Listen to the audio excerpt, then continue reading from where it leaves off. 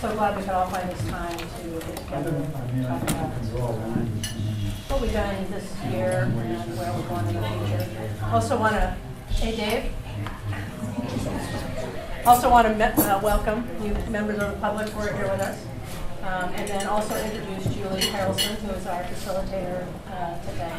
Julie has a company called the Harrelson Group, and she's agreed to help us do this meeting today. So thank you to Julie. Pardon me? Good luck. Yeah. Thank you. So just to remind everybody why we're here today, we're going to talk about our protocols, and we're going to talk and develop. Is there Wi-Fi?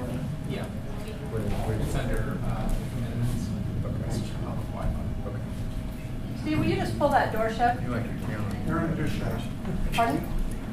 Aaron's just shut.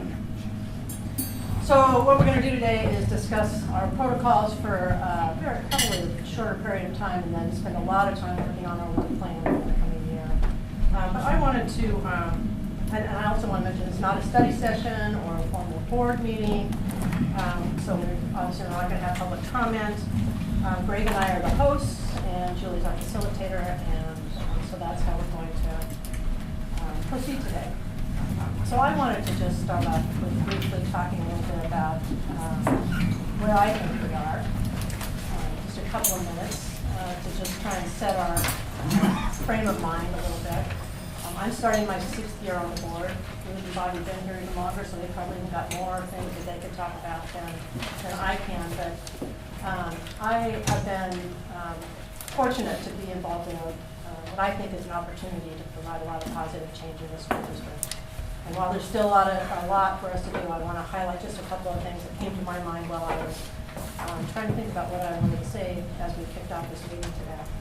So the things that came to my mind were our steadily rising graduation rates, 15 points since I've been on the board. It's all because of me. A narrowing of the achievement gap.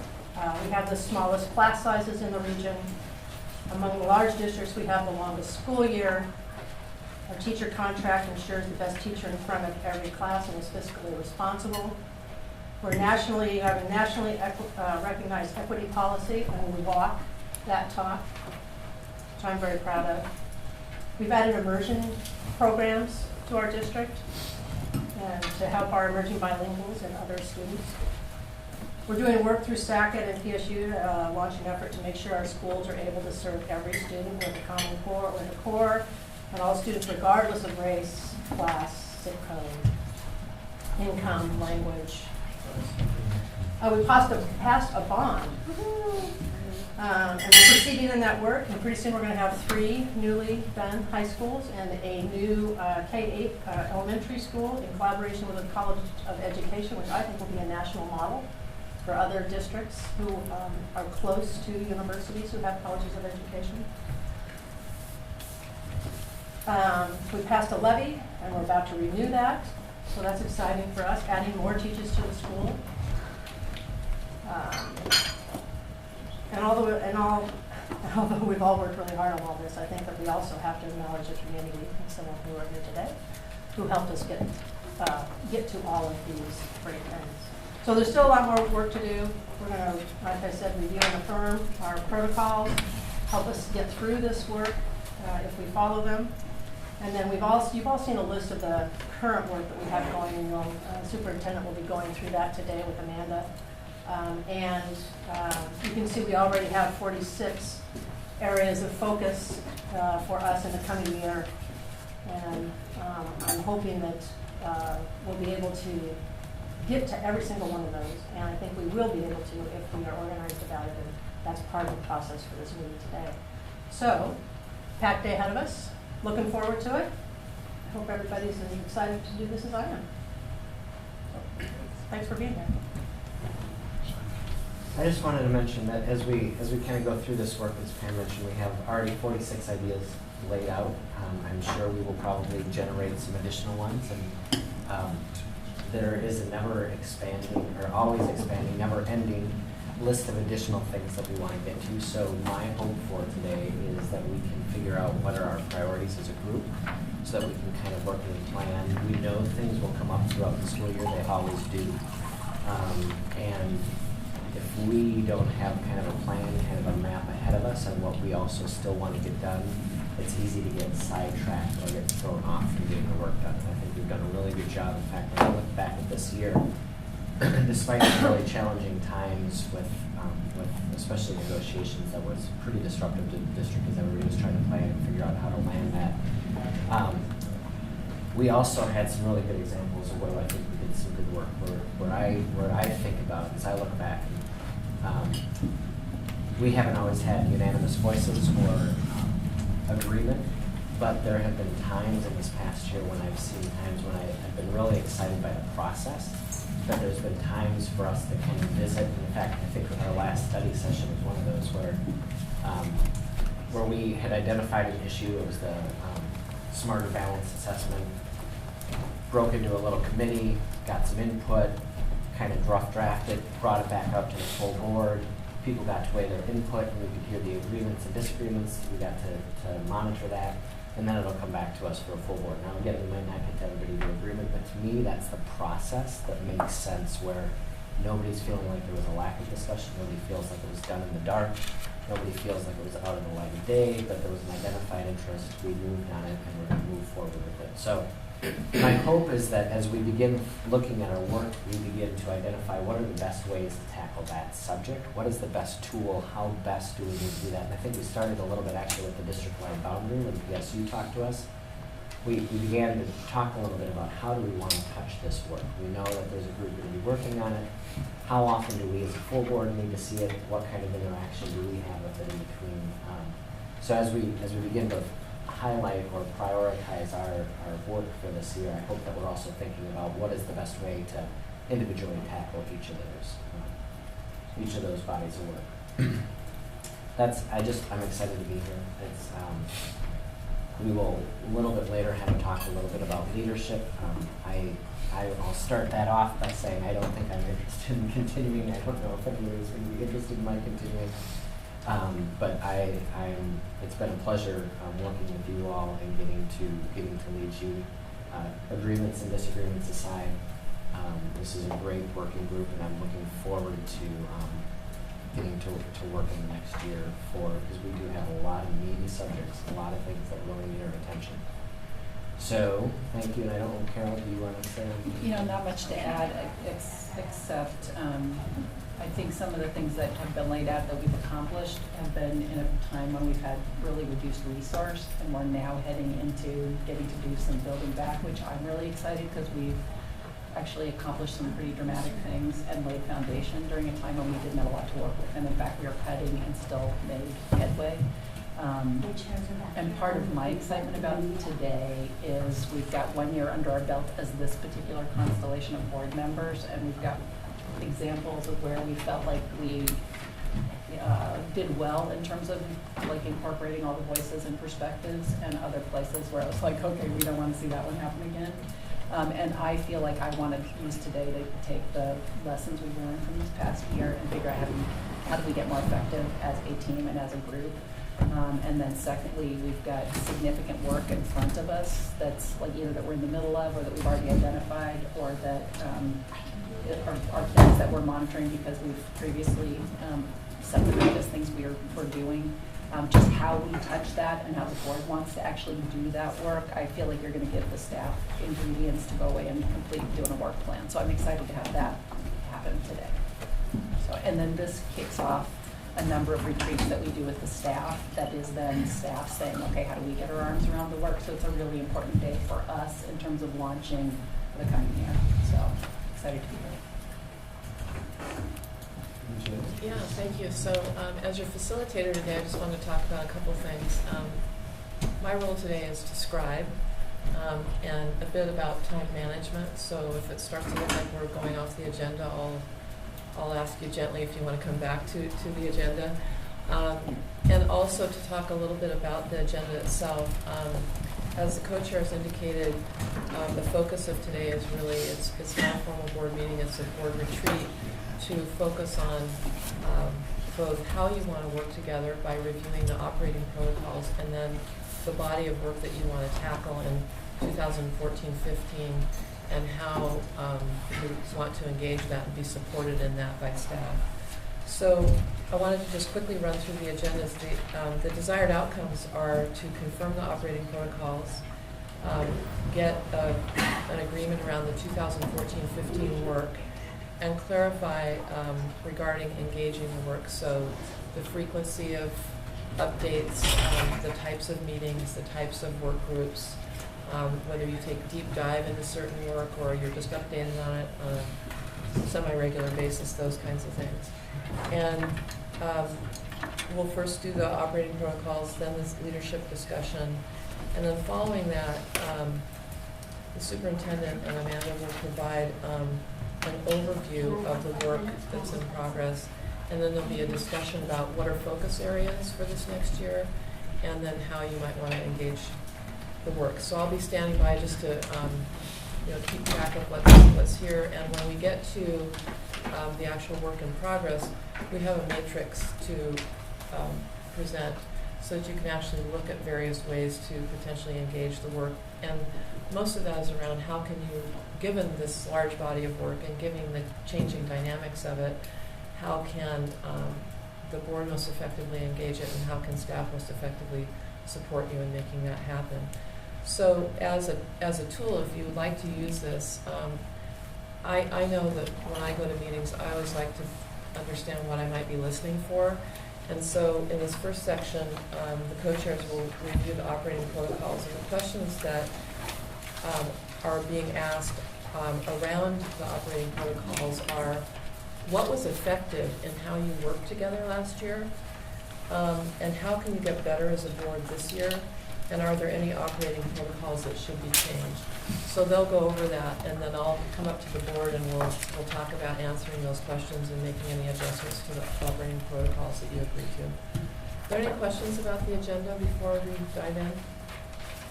Julie, I had one question. Yeah. Both of the co-chairs mentioned 46 items that we need to look at, and I'm a little nervous that I missed something. You got this, the guy in I that, have that. you got that, that's 46. It's just counting with all the things that are Oh, listed having in here. individual. You're gonna get more Okay. stuff on it, but this was your. Do we have a hard copy of that? I mean, I I don't would know do my that. computer. If- I have it. It's this one. So it's a great question, and what'll happen is after the operating protocols, we'll get an overview of those 46 We'll walk you items. through it. That's We'll fine. do different Yeah, things. yeah. And you guys, yeah, that's what came yesterday. I know, and I had that and I reviewed it. I didn't understand that. So good. Thank you. So again, just before we launch into that, what was effective and how we worked together last year, and assuming that was effective last year, how do you want to carry that forward this year? How can we get better as a board this year, and are there any operating protocols that should be changed? So this has to do with how you work together.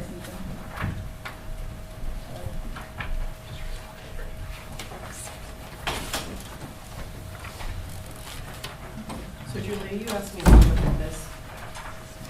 Is that, I can't Yeah, tell. Policy, I board did. member Yes. expectations and operating protocols. Yes. And then you asked me some comments on that, or are we going to walk through it? They're gonna, the co-chairs will walk through, and then we'll have a chance to have a conversation about it after they walk through it. Does anybody need a paper copy of that? Yes, please.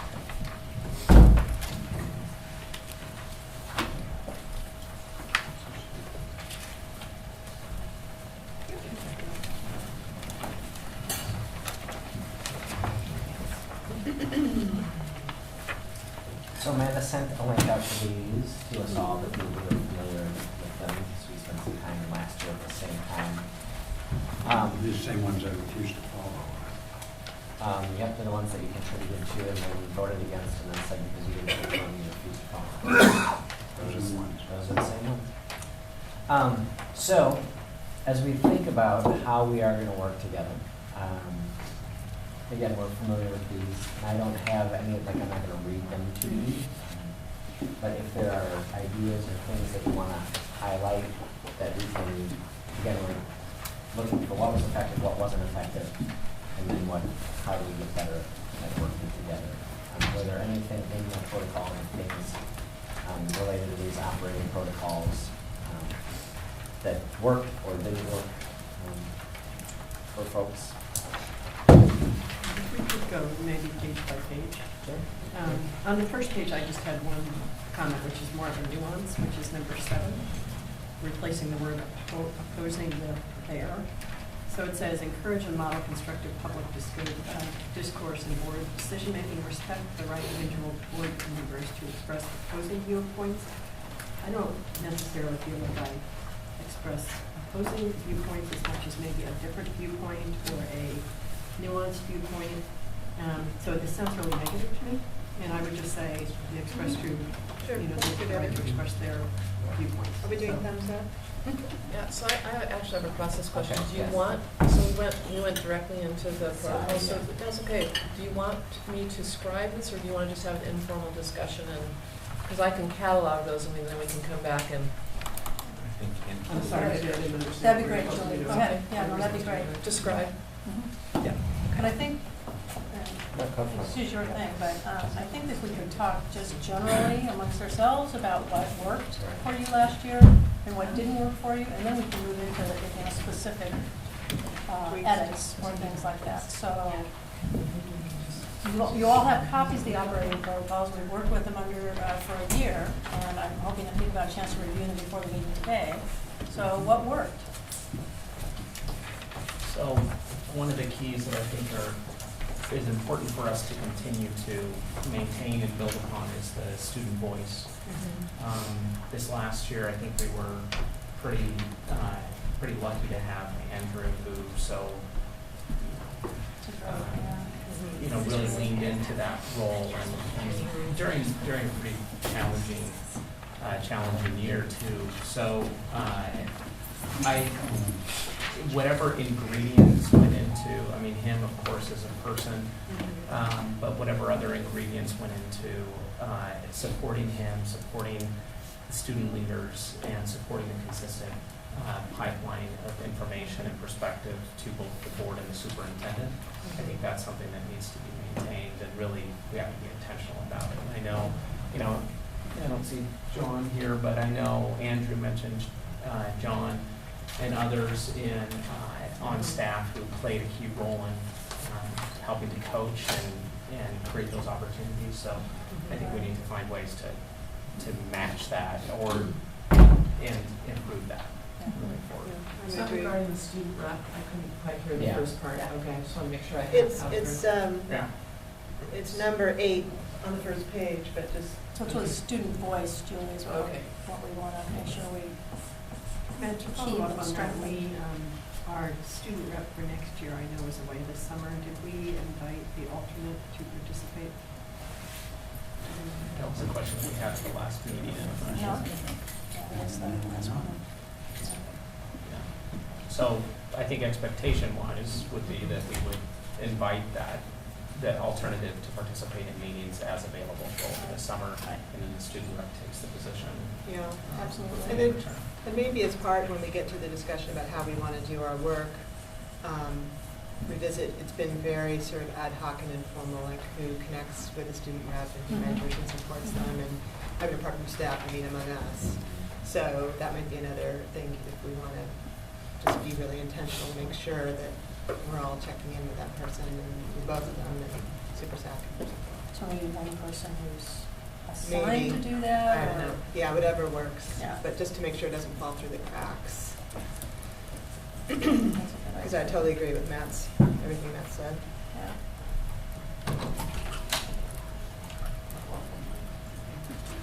I think one thing that was tough this year was that the board manager position was unfilled. Obviously a huge, gap, just in terms of helping keep us, staff did an awesome job, but they already have other jobs. So to have that reduced capacity was tough in terms of keeping us on track and having us cover everything and so forth. So I'm looking forward, to put it in a positive way, I'm looking forward to having that position filled this year, both to take some of the stress off our already overstretched staff and to really help us be more focused in what we do, as well as help with all the community outreach and school visits and other logistical pieces. Is that plan to be filled, or is it filled? Well, It's in process. It's in We're in the process. process. Yep. Okay, I'll say, But that person will be here this year, Yeah, correct. so, Be here first, which is awesome. is that position going to name? board manager. Board manager? Board manager, okay. And I'd say another area where we had diminished capacity was the performance auditor. It's also not currently True. staffed. Right. So we need a performance auditor selected, and we need to get moving back in that area again. It's a really important function for us.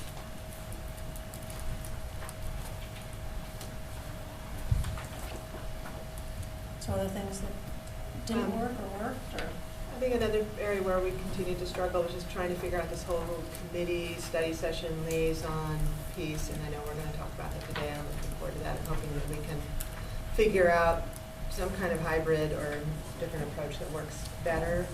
It works sometimes, but not always, so look forward to helping figure out that as we go. On 6 and 7, we had some serious problems. On 6, let's do 7. Respect the right of individual board members to express opposing viewpoints and vote their convictions, but you've got to have something to vote on in order to vote their convictions. We only voted on a couple things all year, and the first 6 months of this last year, Greg spent the entire time trying to make sure I, A, couldn't say anything or could bring up any motions or anything. And I appreciate that Pam's been a little better on that. But it also says, recognize that individual members have no authority to take individual action in policy or in district. That individual members includes the 2 chairpersons, because the new chairpersons, according to the policy, have very, very limited roles. So we didn't really follow those, which is fine. I'm not following them basically anyhow, because I don't agree with them, especially when you start to talk about what I can and can't talk about later on as a public official, which is kind of nuts. But anyhow, just there's my 2 cents for that.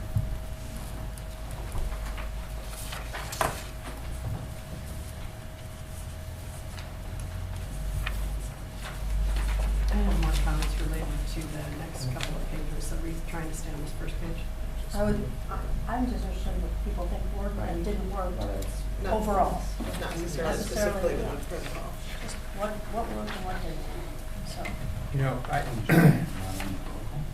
I still think, and I don't have the answer to this, but public comment, for me, hasn't worked. It just seems really bizarre. And, you know, you get your 3 minutes and you get shut off. And, you know, somebody comes and says their kid's gone to the hospital for getting beat up and we can't respond to them. Or ask clarifying questions. Yeah, or ask for a question. So I think it would be good if we constructively thought about it. And I understand the pitfalls of opening that up too. So for me, I didn't do it. Do you feel, Tom, like, one thing we put in place, I believe, in response to, we had a similar discussion last summer we have had previously, do you feel like staff has consistently followed up with folks so that when, like, a parent brings in a very serious allegation like that? I don't know the answer to that. So I do talked you to feel- people that they didn't follow up, nobody followed up with. So if we maybe had a communication loop so that we knew we could have that assurance, because I don't feel it's appropriate for this board to engage in one-on-one discussion with members of the public in that setting, but I do want to make sure that there is a follow-up with folks by the appropriate staff person and the response. So- Maybe, well, and of course, when we have a board manager, that will be very helpful. Because Exactly. that person will know, and you can get a report after the meeting. Exactly, I mean, And- that's their job versus individual staffers, not sure who's, you know. And I also have to say, I've talked to many people who have been followed up, so I'm sure staff doesn't get every single one of them, but I know that they do. And I'm just get saying, them. to your point about the board manager, I'm just saying, I don't know Mm. if staff, No, because no, I nobody's think told me. that's what I'm saying, that the Yeah. board manager may be able to help us if we Yeah. include that as something that we want them to do. Yeah, so that's. I should start that way, shouldn't I? So Well, we next could potentially characterize that to be, so in terms of getting better, like a public public comment protocol or communication?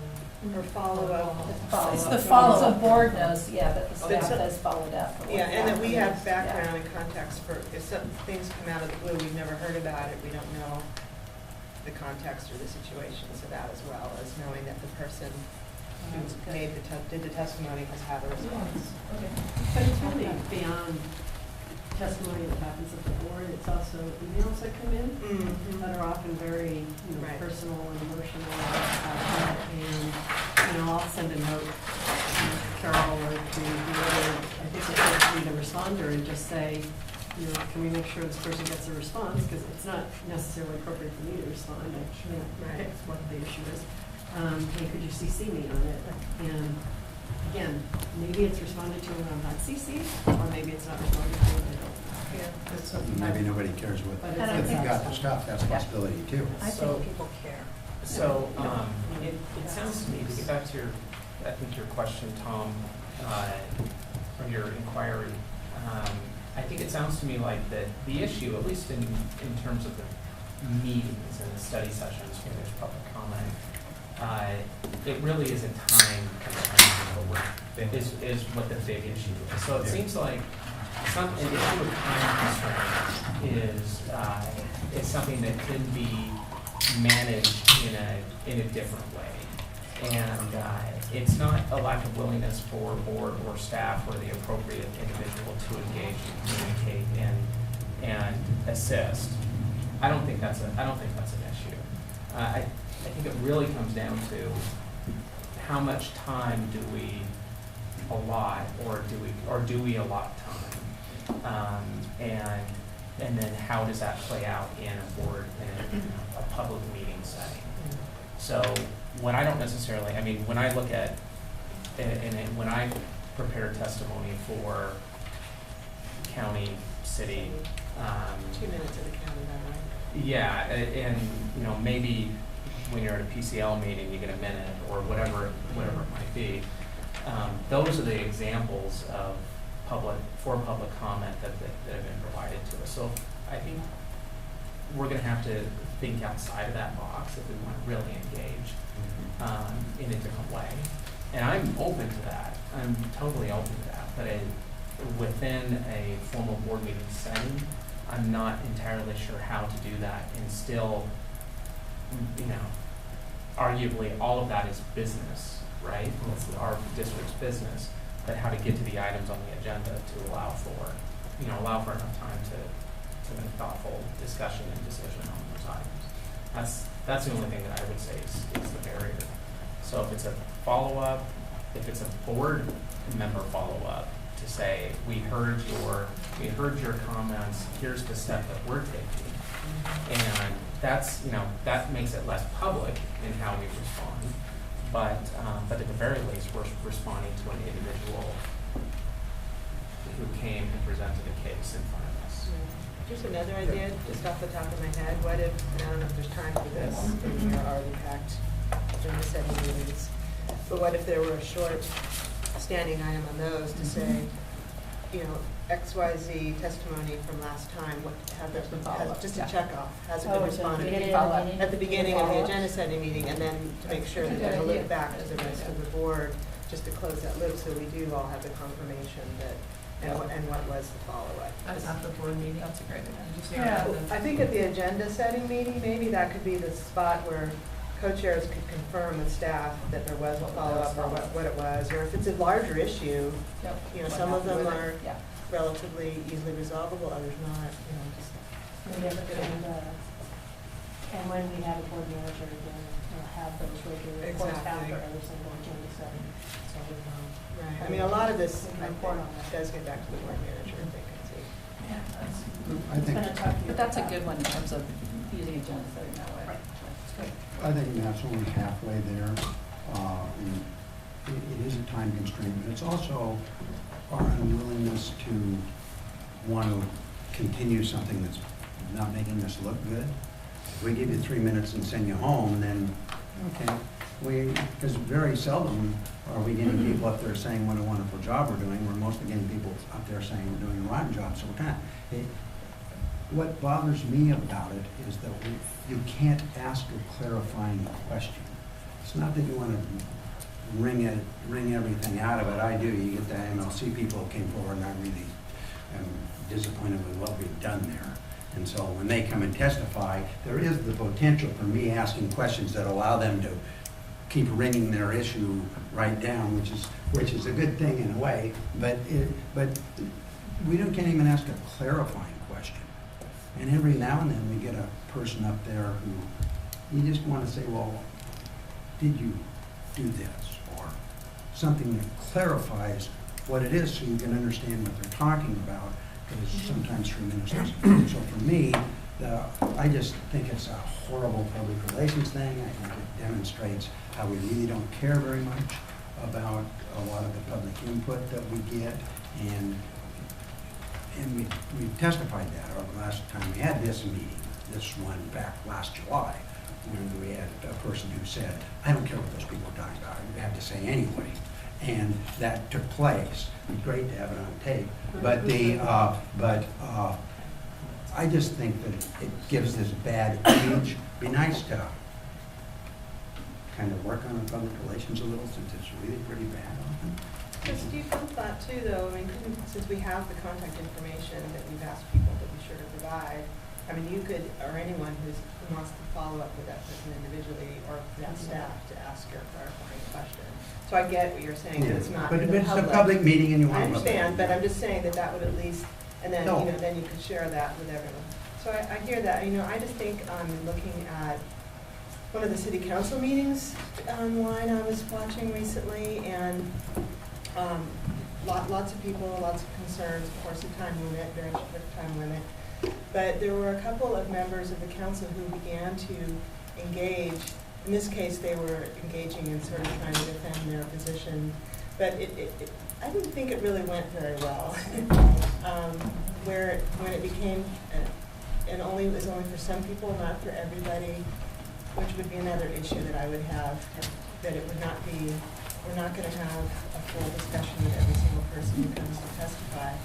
So then inevitably you'd get some people who get that opportunity and others who don't, and how does that play out? So anyway, that's just an aside, because I guess I am comfortable with the way we have it structured formally now, but I definitely want us to get better as a follow-up, and when the communication loop back to us, so we know that follow-up is happening. Well, last year we did a compromise based on we would do the follow-up stuff, but we don't even have we don't even really explain that at the meeting, the stuff we write. But it's real. It's not like we will get back to you, So we leave could your do that. information if you want us to get back to you. That's Right. better than what we're saying, leave your That's exactly what information. I said. But it's Yeah. not exactly.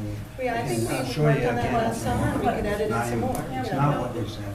It's kind of left in the ether someplace. I'm wondering if a way to take this forward, given the time that we have available, because I think the points are really well taken, is to take the idea of the follow-up and have, I don't know who this might be, but someone kind of flesh out a proposal for how to best do it, given Mr. Buell's input and everyone's input around the table, to actually have that defined, so it's clear what that is and how that will happen and what the steps are, so that the public is clear about it as well as the board. So I think it's the follow-up process and also potentially editing the script, the words, the instructions for public comment.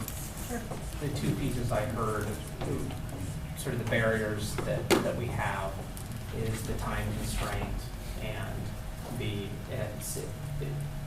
the other half, as Steve mentioned, was the perception of this. And I think that what we obviously worry about is the reality of how we respond will create, hopefully, the perception where there is that care, there is that interest, there is that follow-up. Which might even lead to the reality of it. Well, and what I say is that how we respond will drive that perception. Yeah, So, yeah. So I had 4 or 5 things I wanted to mention. I don't know if we want to actually have discussion, but at least get them up there. On the second page, under board professional development and evaluation, it says the board will self-assess its performance at least annually. And maybe that's what we're doing here, but I guess I would like to see a more formal board self-evaluation that maybe would even include a 360 review. And I think it would be a healthy exercise for all of us to have that. Similarly, on the superintendent evaluation, I would love to see us regularly including a 360-degree evaluation. I know Tom has mentioned, and hopefully you'll be able to expand on this as we go, the idea of doing a kind of a 360 evaluation at the school level to kind of get more, I don't know, Tom, if it's more of a parent satisfaction survey or what No, it it's a is. climate survey. Climate Well, survey. it's a climate survey that everybody's involved in, both parents, teachers, students. Yeah, so that's another thing I would love to have us flesh out, and maybe Tom can chat us up about that a little bit later. The 2 or 3 other areas on at the very end in terms of 4D. We were trying to get to a point where we had kind of an agenda for full board meetings at least 10 days in advance. That isn't happening again. I think that's something that, once we have a board manager, hopefully that process will be improved, but it's a little frustrating now that you kind of get your board packet on Friday and learn what's going to be on the agenda is hard. And I think it's hard for the public too. So I would say that would be helpful to nail down so that right after board agenda setting, we kind of have a better sense of what's coming and more opportunity to provide input into what could or should be on the agenda. I know that was something we were trying to do. The 2 other things is I'm still feeling that we aren't necessarily spending enough time in terms of the budget and budget prioritization. I still find it unsatisfying in terms of our input. It seems like it kind of comes after everybody else has done their input, and it almost gets to be a, well, if you want to change that, where is it going to come out of kind of discussion. So it still feels, and I know that there are some opportunities. To me, it feels very unsatisfying still, and it's a huge part of our job. And then the final thing So is... Bobby, real quick before the final thing, just a clarifying question on that. Are you suggesting before the superintendent makes a recommendation?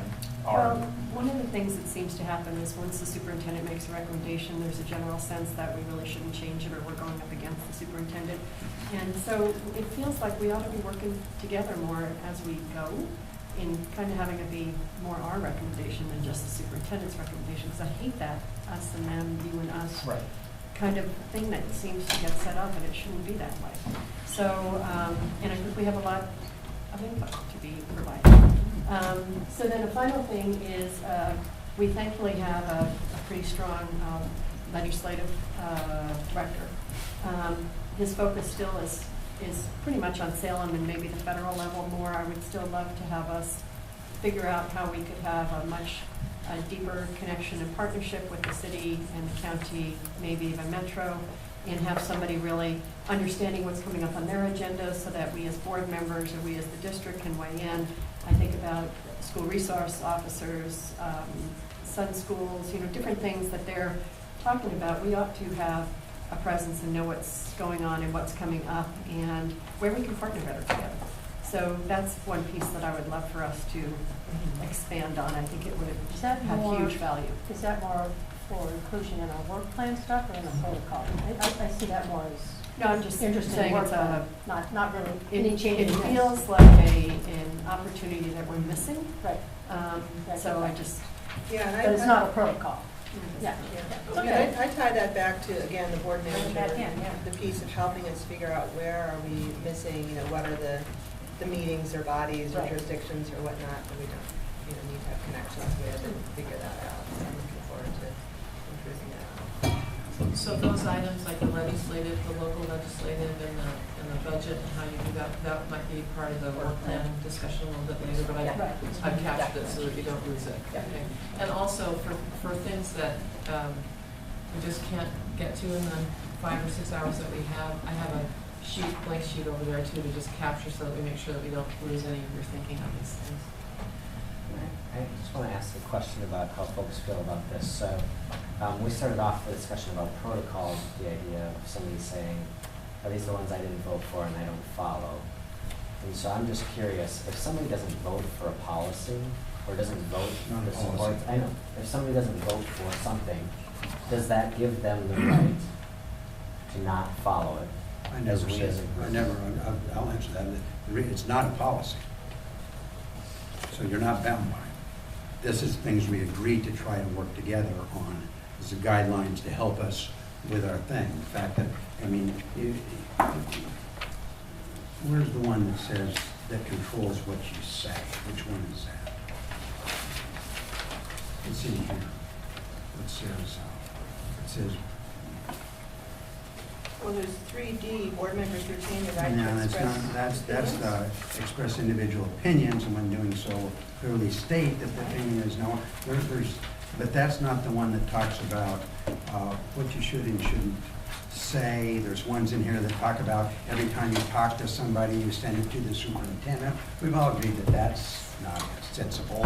I mean, I have 869 emails this morning on my, and a large number of them are people who are talking about the school board. I should send everyone to the superintendent. It talks, it's just hazy. It's not that I didn't vote for him, no.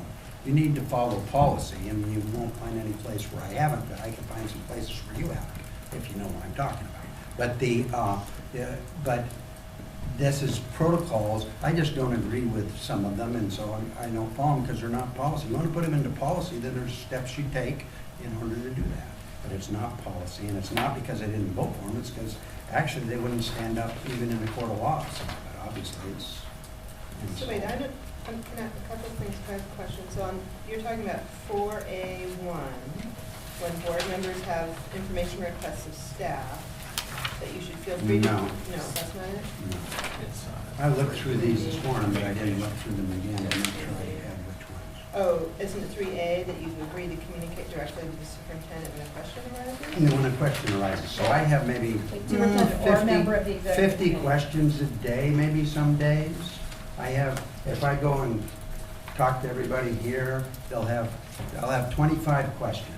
So I send that all to the superintendent. She made it clear that she doesn't agree to that. I'm just saying that this kind of worked by, and it's just, but it's guidelines. It's saying, we think you should act like this. I don't have a problem with that. This is how you think I should act. But Steve, Fine, I don't. Can I just clarify, my reading of this, of the intent of this, is not that every time you get any email from a student or community member that you have to forward it to the superintendent. It was that if you want staff to respond when you get that, then you need to forward it to the appropriate staff for response. Which one is it?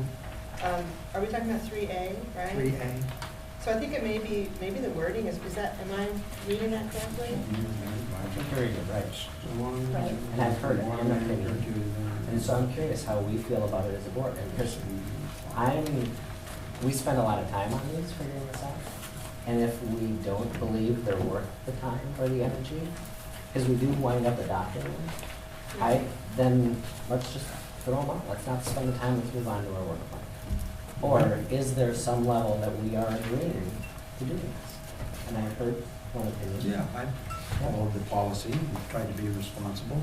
We don't need to spend a lot of time on this, and we're not gonna outline how people should act anyhow. For one thing, they're all public officials. I had 47,000 votes as a public official. So don't kind of try and tell me how to act, try and tell me what the policy is in the law. There's a law I need to follow, and there's policy that I should follow. So in But our order- policies aren't even. In order for updated. us to work as a board, it's important we have certain protocols so that we can function. Yeah, and you guys are And following that's- them. Excuse me. And so I think it's important that, I'm like what Greg just said, if there's something in here that you don't think, if anybody doesn't think they can follow something in this, then you should say so. And we can discuss it and figure out if there's a place where we can agree.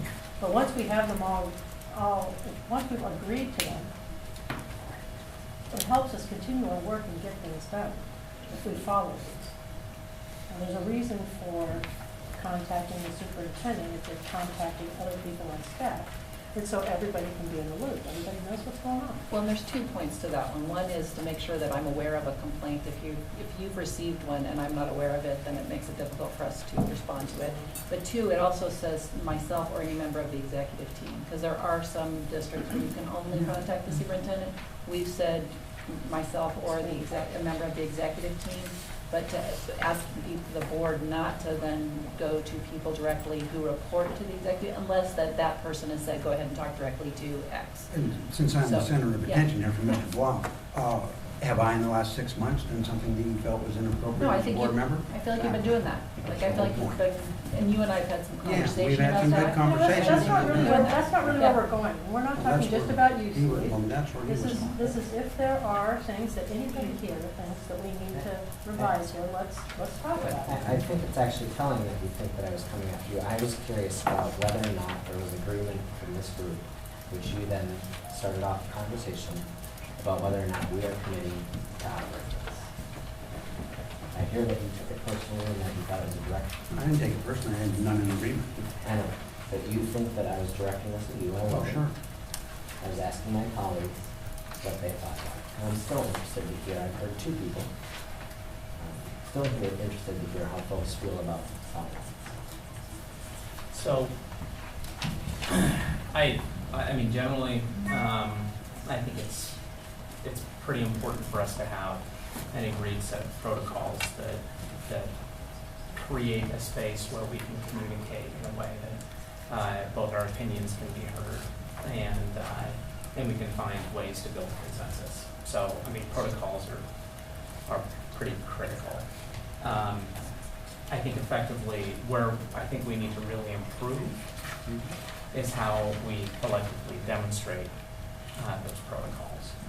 And I think that's where we've gotten into, speaking of perception, I think that's where we've gotten into a perception of we're not communicating well, or we're not creating an environment where everyone's opinion and concerns can be brought forward. So I think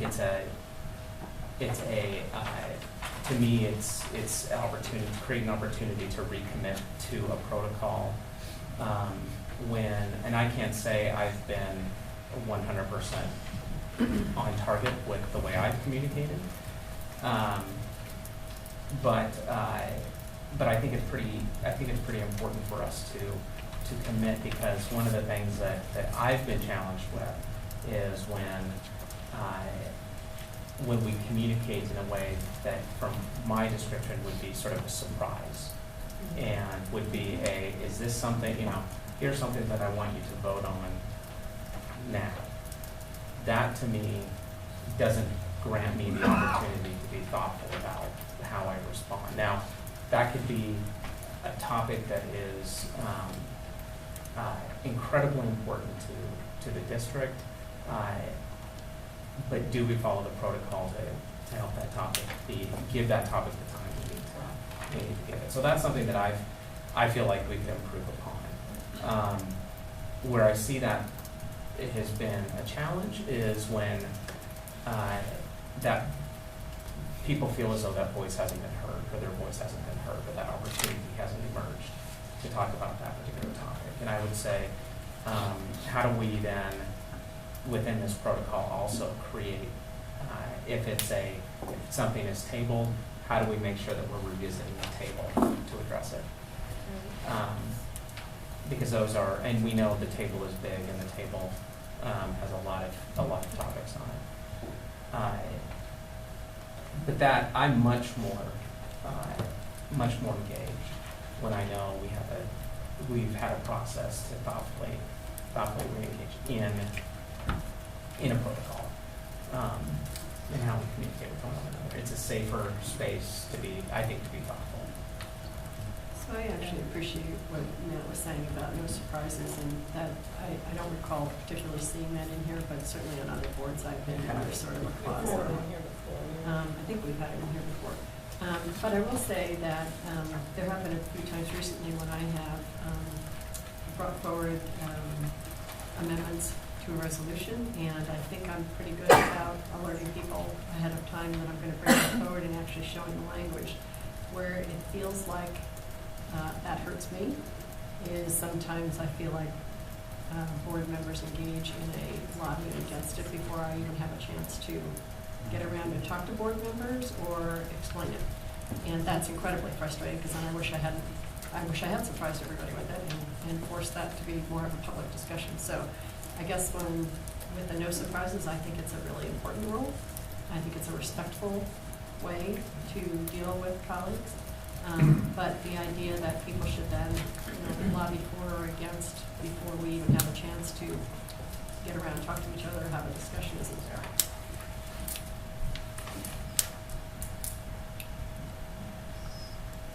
I don't see the no surprises in here, and I feel like we had it, I feel like we had it We took it before. out last year.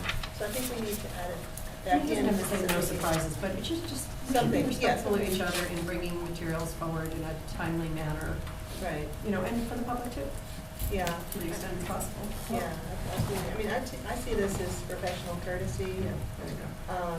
respect for each other and for staff and for the process and for each other as a team. So I think it is really important that having worked on this over multiple years, that A, it exists, and B, that we stick to it. I mean, obviously, we're not all gonna be 100% in every item all the time, but by and large, consistently, we should be if we're gonna be effective, because we have, in any workplace, there's gonna be there should be a similar set of shared expectations and professional courtesy. It's being respectful to staff too. If you know that you have a question that is going to come up that they're going to need a little time to prepare for, or that might take them off guard, it's respectful to, sort of surprising them at the meeting, give them a little alert that, hey, I'm going to be asking this question, FYI. Right. But, Yeah. I don't, it to me is more about respectful ways that you work with your colleagues. I always notify you when you're asking questions and you have a question and, letting staff know, so I appreciate that. I'm sure they do. Yeah, you do. I will say that, I'd like to find a better way for us to do, your amendment issue, comes up, because hearing from any of you that we're gonna have, you're suggesting an amendment that day, when we're having a meeting, I think it makes it really hard for all of us to have a full amount of information about it. And the way that they're currently working, where we bring something, a resolution or whatever, and have a full work session or an opportunity to ask those questions and review and get another copy and do all that, I think. I'm hoping that we kind of get away from even the day of amendments to things. I know they happen, it has to happen, it just does. But I think it's harder for us to be fully informed about the issue when we have that happen. And even though it's not a huge surprise, they're a little surprise, and it's, like I said, it's very difficult to think about it and have a full reflection on it, or have staff's opinion on it, or whatever, if we're doing that kind of thing. So my hope is that we will be able to get to a point where, by the time we're up on our formal board meetings or having a vote, we know everybody's comfortable with what we're doing. So. I'm not calling on people. Oh, okay. I think that to a huge degree, in the year that I've been on the board, that we've missed the total point of what we're supposed to be doing as a body. And there's two things. One, being respectful to staff is absolutely incredibly important from my point of view. I believe that you should be respectful. So they're employees, and they're not our employees, so to speak. They work for the superintendent. And so for me to be disrespectful to staff in some manner is totally wrong. But you could still do it, but there are things, there are consequences. But that doesn't go for this body. We're a political body. We're elected by people. They vote to put us here. The fact that I'm going to be respectful of Mr. Curler is a nice thing, but I'm not obligated to do that. If he's going to act like a jerk, I'm obligated maybe to be able to tell him that he's acting like a jerk in public.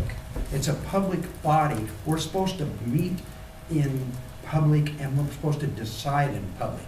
Now, yes, to some degree, you don't you're not able to make as good a decision maybe when you do that. To some degree, that's true. But there's an offsetting thing that the public says, hey, these are public meetings. You are not allowed to make decisions that are not in public, period, except in these little limited areas. And so the idea that we would think about, well, it's really hard for us to make amendments on the spot. Well, yeah, it is, but that's part of the public process, that you're supposed to make amendments on the spot. You're supposed to bring those things and discuss them way more openly. We're doing so much stuff in the back rooms. It may not be illegal, but it certainly doesn't meet the open meetings law intent. And so I don't have my problem is I was for 6 months not even allowed to bring anything and put it on the agenda, and was told very clearly, you can't put things on the agenda. Tough baloney, which is fine. That's a political decision. I mean, we kind of have we got a quorum here, and when people say under the law, the board, what they mean is the 4 votes that you can put together on the board. That's the board. And there's 4 votes that you pretty much have put together to do your stuff. It's fine, but to suggest that it shouldn't be done in public, even on the same day, we should be able to bring things based on anything. Now we say, well, if you don't shove it through our little process in the back rooms, you can't even bring it forward in public. Well, that's not right as a public body. We're a public body, elected public body. So Yeah, I guess I just have to oppose all that type of backroom dealing, which makes it easier for the majority of the board to control what takes place. That's fine. That's the way the political stuff works. I don't even have a problem with it. But politically, will continue to complain about it and continue to try to make, if you're going to shut me out and not allow me to bring things for the agenda and not consider them or not consider anything I bring to the board, fine, but I'm going to shove that out all over the place because it's a public body. We're public officials, and we're going to have some argument and some upset about things, so I'm fine with that. I guess I didn't hear Pam saying she would not allow that there would be amendments, just that. No, she didn't say that, but she Yeah. said this discouraging So thing there. what you just said, Steve, brings up for me another thing I'd like to talk about or have us, I'm not sure if it's fully clarified in here. A couple things. One is the check-in periodically and how we're doing on the work plan, which is both an opportunity for us to be able to say, how are we doing, are there anything missing, but also to make sure that we collectively are holding each other accountable, that we are staying on that work plan. And that gets to the issue of changing the agenda or having individual board members with different agenda items, which I think we definitely need to revisit. We talked about it last summer. We had ups and downs with it this year, so that's just another topic. So just an agenda check in here. We're about on our time, and it sounds like we've had pretty robust conversation about this. So what I'd like to do is talk to you about what I've captured here, and what I'll be doing is writing these notes up for consideration. But it sounds like there's a general consensus around the protocols with some specific exceptions, and there's some potential changes around process. So let me see if you agree with what I have here. So there's a suggestion on item 7 on the first page to change the word from opposing to something else, like it could be differing. It said there, didn't it? There. T-H-E-I-R, Bobby, wasn't that what you were thinking? Nope. I'm sorry, what was that? So it'd say, respect the right of individual TH. board members to express their viewpoints. Their viewpoints, okay, to their viewpoints, okay. And then, it's been a little bit difficult for me to hear because the fan is cutting out your, so, and then this follow-up process to public comment, to develop a means to do that, that's sort of codified and outlined so that it happens and that it's looped back to make sure that nothing falls through the cracks. A more formal board self-evaluation and superintendent evaluation, as well as something around a satisfaction. Climate survey. Client survey. Climate survey, okay. At the school level. At the school level. So, And then the getting docs in advance, no surprises, professional courtesy, and communicate in advance with amendments where possible. Right?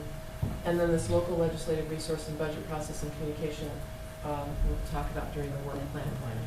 So, is there anything that was missed here that I didn't capture correctly? Is there a general consensus that it's okay to go ahead and with these changes and recommendations? Anything missing that I didn't quite describe correctly? Did you say agenda up there? I said docs in advance. Is that? Documents, well, this is more like a process for putting things on the agenda.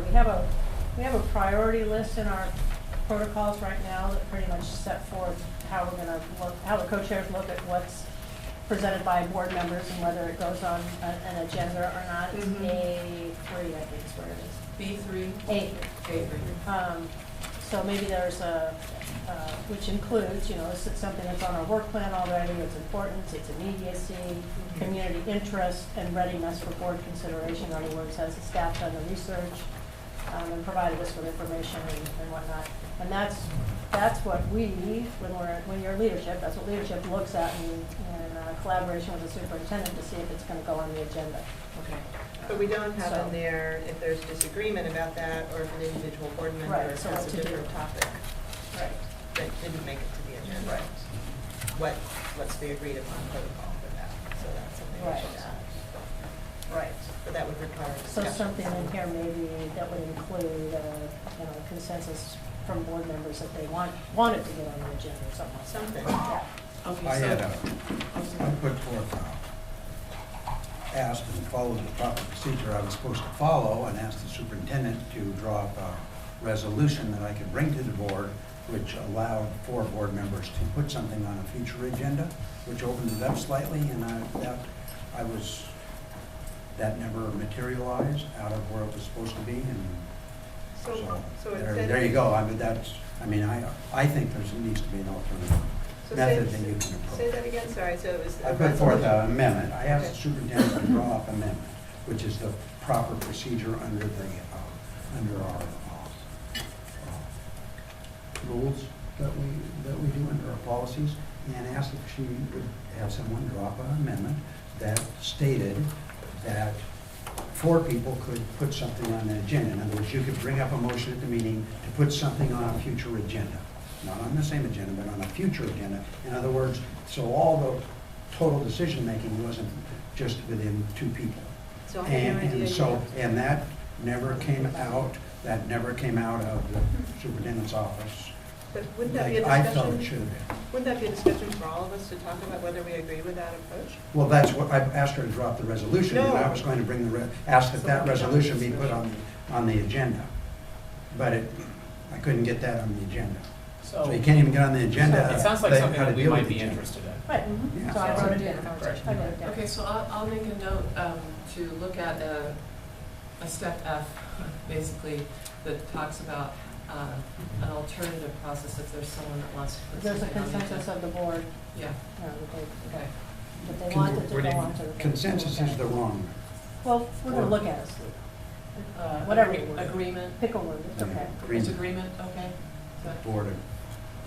Board agreement. Majority. Majority of the board, that is the board, yeah. Okay, so in just summarizing, there probably are other things here, but what was effective, because you did advance a lot of work, but what you pointed to were some of the work sessions that you've done, and also the student rep, student voice. And then in terms of getting better, increase the board support, the staff and board manager, the performance monitor, engaging the work, voting and expressing opinions, public comment follow-up, more robust evaluation, collectively demonstrate protocols with some exceptions there, communication, amendments, actions, no surprises in the agenda. And so that's where you thought you could get better, and then these are the things that you can take action on in the short term. And these things in all the boards that I've worked with, this is an evolving thing, and it's good to come back and revisit, especially when you have a large, complex body of work like this. So I think we can move on to our next section. Thank you. Is there anything else before we advance? Thank you, everyone. Good conversation.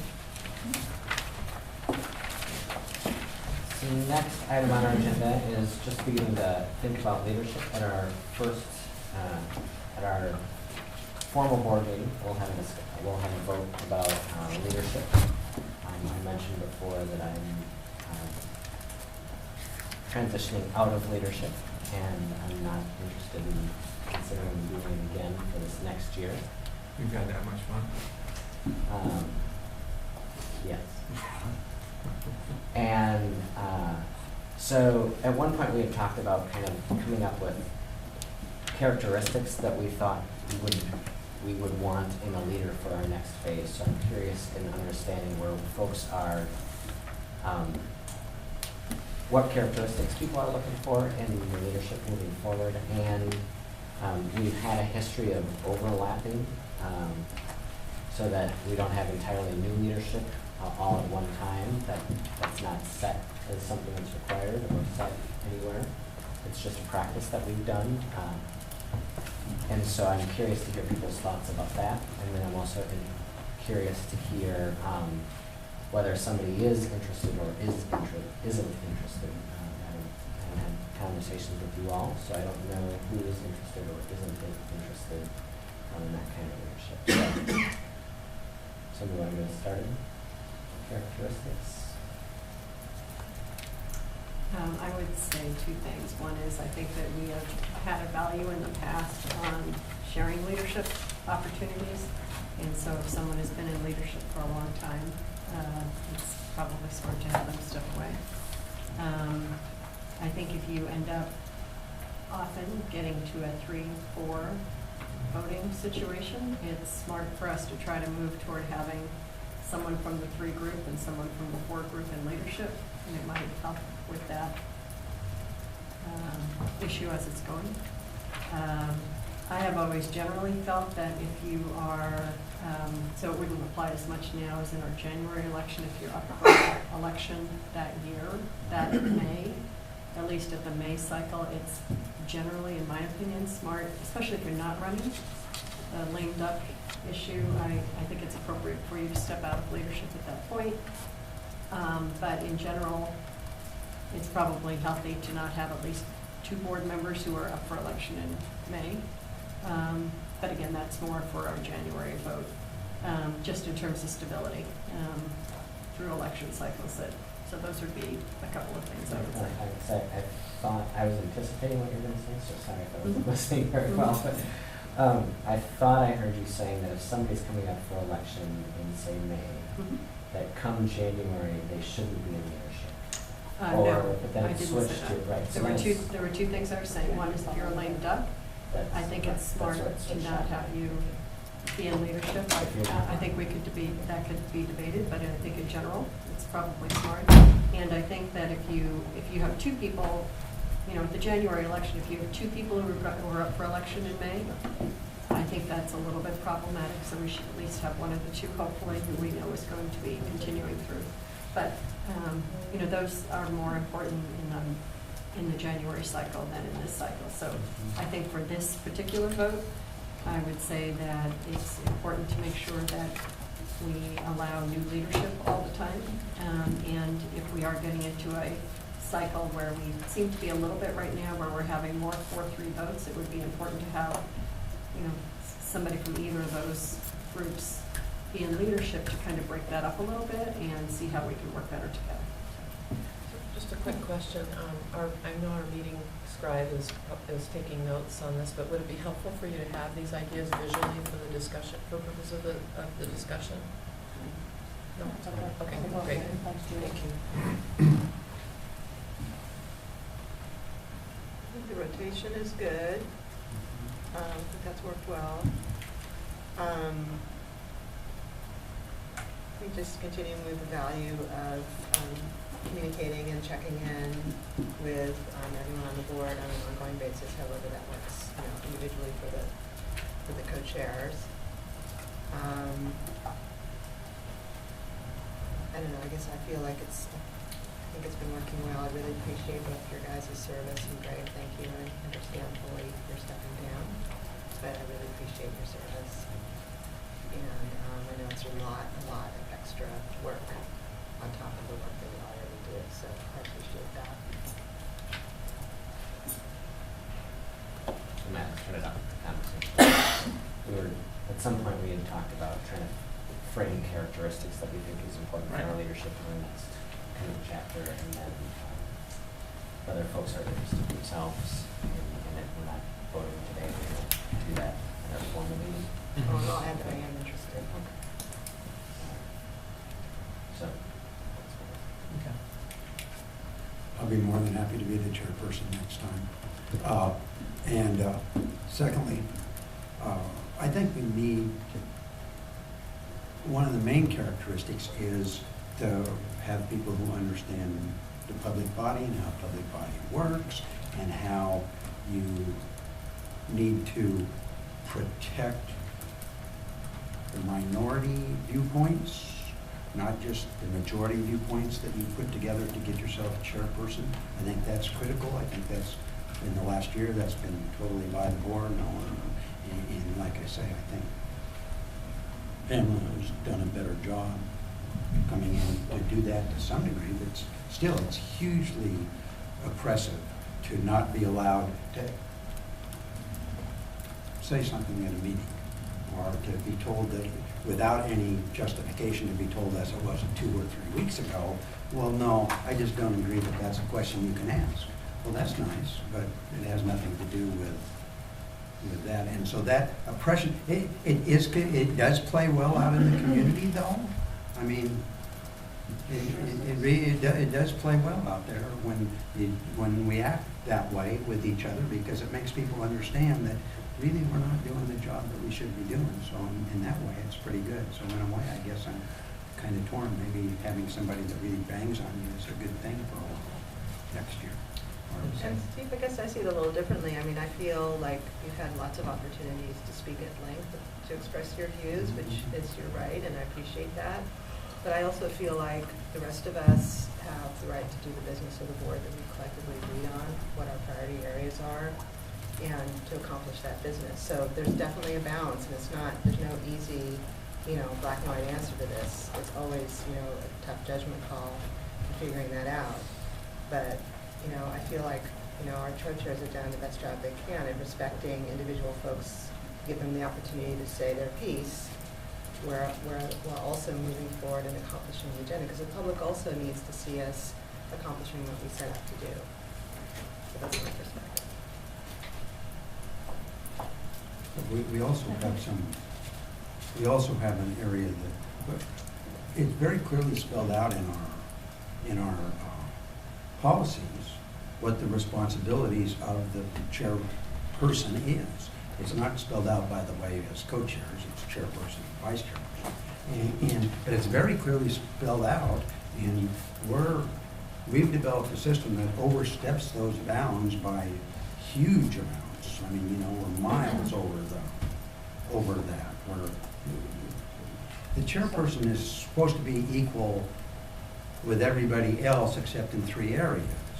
And we just have a tendency, since we have a majority of the board that's going to support stepping on those bounds, we continue to do it. And it's not really correct. And if that changed and became under the policies that we're supposed to have, that we actually have, that we're supposed to be going under, then a lot of these issues would go away. Because really, like I say, there's 3.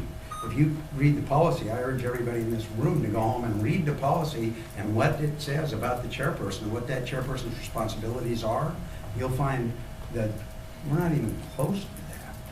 The chairperson's responsibilities are basically equal with mine, except in 3 areas, 3 little areas. And one's running the meeting, one's setting the agenda, and the other is, when the board says they can, basically speaking for the board. And that's the responsibility, the chairperson, but the chairperson has become the decision makers. When you're shutting everybody else down at the meetings, then the chair people are becoming the decision makers, and that's when I keep talking about the backroom issue, the backroom issue, the backroom issue, is because when the chairpersons are the decision makers, it's not made in the public like it's supposed to. It's made in the back rooms. That's the problem, and I don't think we're going to solve that. here, because like I say, there's 4 votes to do that, to have the chairpersons have those things. So that's my concern. So to get back to the characteristics that we're looking for, and to say, I'm in total agreement with Ruth, that we have to do the business of the board, and I thank Steve. I appreciate you saying that you think that I did a pretty good job, but I think that you I say you did a have, better job. I think that you have a lot of time, probably more than anybody else on this board to speak, so I'm not really, I hear what you're saying. Okay. For characteristics, I think one of the most important ones is time. This role, being the board chair, takes a tremendous amount of time.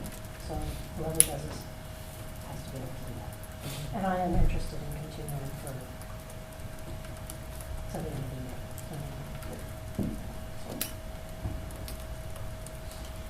that. Yeah, I mean, I'd say, I was gonna say time too. And, for characteristics, and realizing and appreciative of the time that the two of you clearly put in. The other characteristic is just an ability to bring people together on the same page. And that's an intangible quality. And you kind of know it when it happens. But I think that that's ideally something we want in our leadership.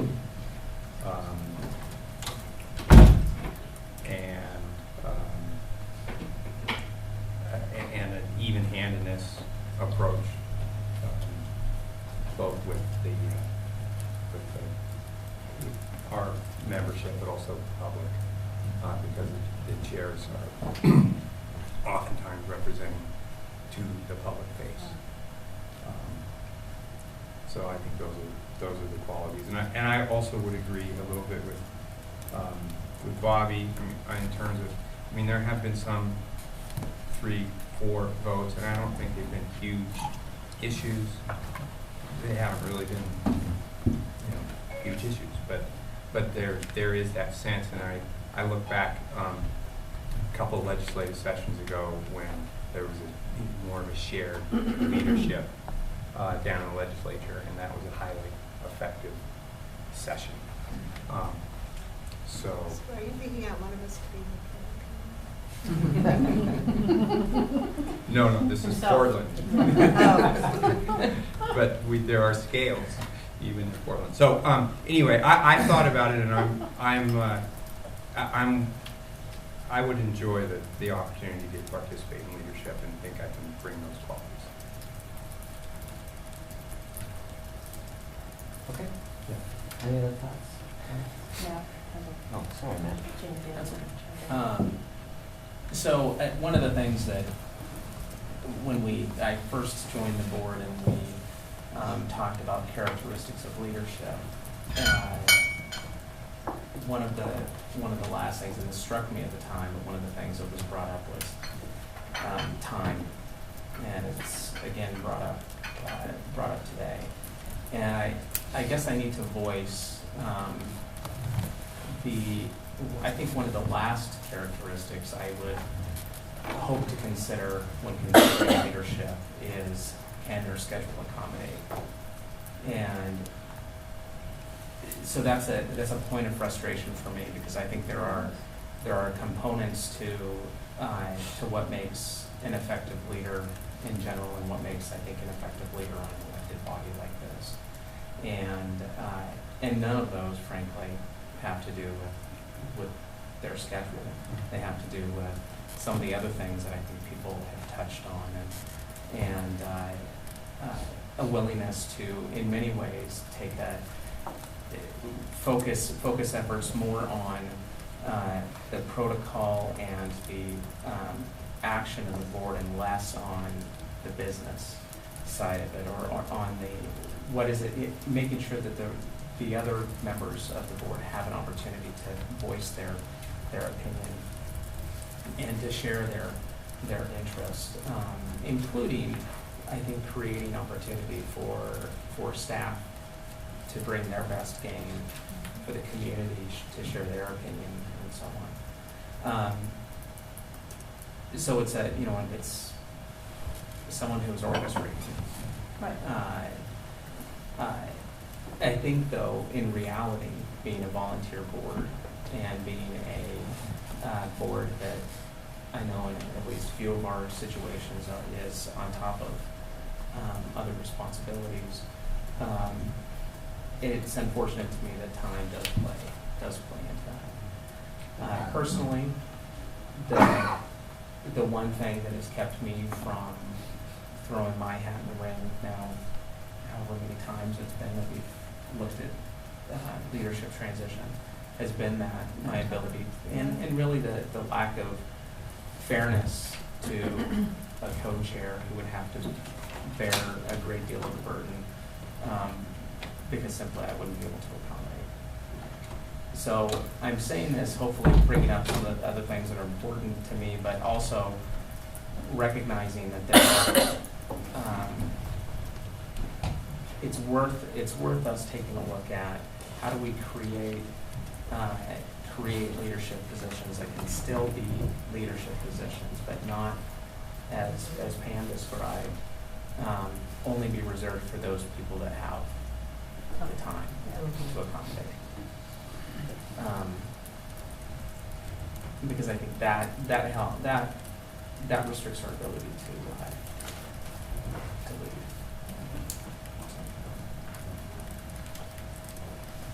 So I wanted to share, I did ask for a copy in the last 5 years of who's been in leadership, just to kind of get a sense of that.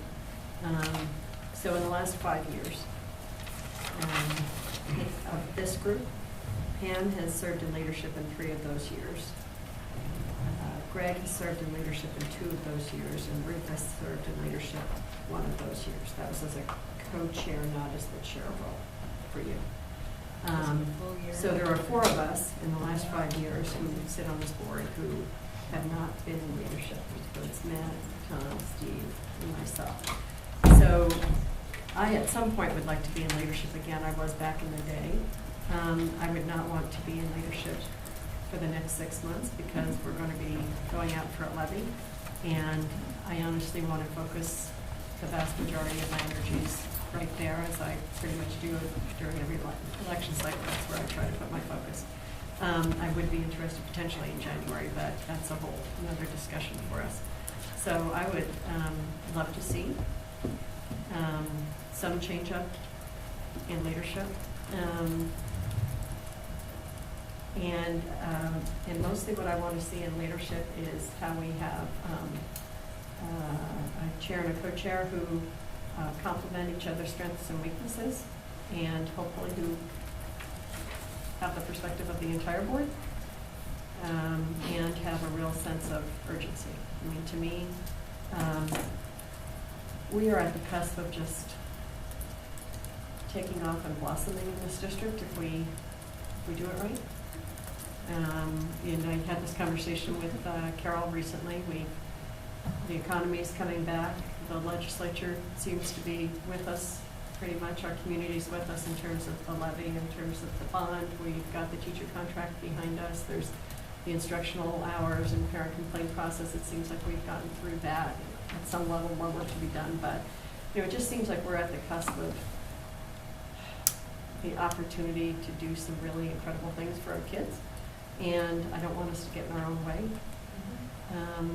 So I'm looking for some leadership that's going to bring us together and keep us focused on what's important for our kids. And I think some fresh leadership would be great. And that's not to say that I don't appreciate our past leadership, but I think it's time. I think what Matt said, it makes a lot of sense to me, and one of the things that would help is if we would define the leadership as what it's defined in our policies. And that would tighten down a lot of the time and put the responsibility on running the school district where it's supposed to be, which is on the superintendent, following what we tell her to do. Any other comments about leadership? Before we, I think we're just about on time. We are, yeah, we're right on time. So Great. we have 15 minutes to take a quick break and then come back for the work plan discussion. People in the audience could have some food with onions in it, would that be okay? Great, so Go ahead. good job, we're right on time. This is excellent. Thank you, good work. So as the proctor of the time, we're at 2:45, and so we'll move now into the work plan. And what will happen is the superintendent and Amanda will give you an overview of these 45 items that are will be presented on a slide deck. It's a list of work in progress and potential work. And I will say this to you again, but the things to be listening for here are, is there anything on the list that you should stop doing, working on? Is there anything? Yeah, Nice try. Yeah, it's always good to ask, just to ensure that the focus is accurate. Is there anything missing on this list? The 3 to 5 top areas of focus you see for 2014-15, and then you're thinking about the frequency, timing, and mode of engagement, updating, and communication for that work. So they'll be going over that list and providing you a matrix for you to look at, and then we'll have a breakout session where you'll actually fill that worksheet in, as well as make a post-it list of all those items so that we can do an inventory for our next level of discussion. And again, I'll say this, I'll explain this again afterwards as well, but I wanted to just tee it up for you as far as a focus for your listening. So with that, I'll turn it over to you. Okay, and I'm gonna ask you to kind of find a little bit of a zen space as I'm telling you all this, because you're gonna get a bunch of paper and you're not really gonna be looking at all of it, but you're getting layers of framework, because numbers of things that are on our plate have been things that have been added in other contexts. So part of what, as Julie said, part of what we're trying to figure out is the work that's in front of the board. So I'm going to give you a picture. Here's what's in front of the staff. Here's what's in front of the board. We're going to go through, like, partly addressing some of the things that you've identified in terms of how you want to touch it and how deeply you want to touch it, and what's the mechanism by which you want to get information, and what are the things you actually want to spend time discussing. Because the final product out of this will be a calendar for the year, really looking at, okay, how are we making use of the time you have available? How are we using that? And there are some things that require you to visit it multiple times. You may have the desire to do some things multiple times. You may have the other things that you're like, you know what, we're fine getting that as a written report. So that's what the work is we're going to ask you to actually do here, and the final product will be a draft board calendar, but you're giving us the raw ingredients to put together your work plan for the year, okay? So I am now going to give you some things that that will be like resource materials that you're not going to sit and go through a lot, but I'm going to tell you what's in them, because when you're in your small group, you may want to go back and refer to them, okay? And what the work includes right now is actions that we have identified that you guys have to address annually, so they're part of your regular routine of what things as a board you've got to address. There's a second batch of things that are things you've already either put in policy or passed a resolution on, which you've now established some kind of a monitoring rhythm, which we've got a calendar. You have work that's already in motion or that you have prioritized or already identified. So this is not like a start from scratch, let's brainstorm. You've been putting things in motion all year long that now show up here. And then during my evaluation, we identified 14 areas of focus for the coming year that you wanted us to focus on. So when we say the 46 things, that's the 46 things, okay? I mean, it is, but it comes up to 46 things, and they're all different weights. So some are like massive, and some are small. So And there's a little bit of overlap now. and there's some overlap, okay? So, but we want you to see the world of these things all together, and then figure out how you're going to tackle the work. And again, this is the point of agreement, where you're laying it out for the whole year, so it doesn't feel like you're, and this is some of the, when I listen to people, what feels satisfying or not, it's not satisfying that every time we come together, we brainstorm new things to focus on. You put in motion big work, that you're then figuring out how you're seeing it through to completion. And sometimes it's years before we're actually completed with something. Okay, so first thing coming around, and this is just your big context, it's the strategic framework we're working on, and I'm only giving this to you so you remember this is the context we have for how we're lining up our work. So that is the first document. And this one we've been using to prioritize our budget and our work for a number of years at this point. The second one is, and again, this one is the most detailed, but I'm giving it to you because it's the one where what we're lining up on this one document is the strategic framework down one side. Actually, I'll let you all have this one because I want to walk you through this one, but I don't want you to start going in detail through it at this point. And I'm handing them out one by one on purpose so that we're not. So we're paying attention to you I all? am. Well, because you could get overwhelmed really quickly, and it's much more that you're going to go refer to them to go find things as opposed to that you're reading them in total. Okay.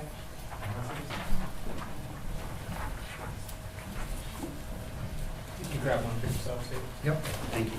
Checking that. Okay, so what I'm going to walk you through on this one is what's the columns and what's contained in this one document. So you have first the strategic framework, so you've got everything organized according to the strategic framework. Second column are the things that you identified in the superintendent's evaluation. So those are things that you said you wanted me to be able to talk to you about at the end of the year that we've done. Third column there is board work that you guys have already identified, some of which connects to the 14 things that are mine and some of which does not. And that's coded by either P, it's policy, A, it's something we tackle annually, M, meaning you're monitoring something that you already did by policy resolution, and the last one, it's an area of focus for 14, 15. So at some point, it's already been set in motion or we're midstream on something. Okay, next column is there board action required on this particular item? Okay, and then it identifies what that action is, which then means certain kinds of work.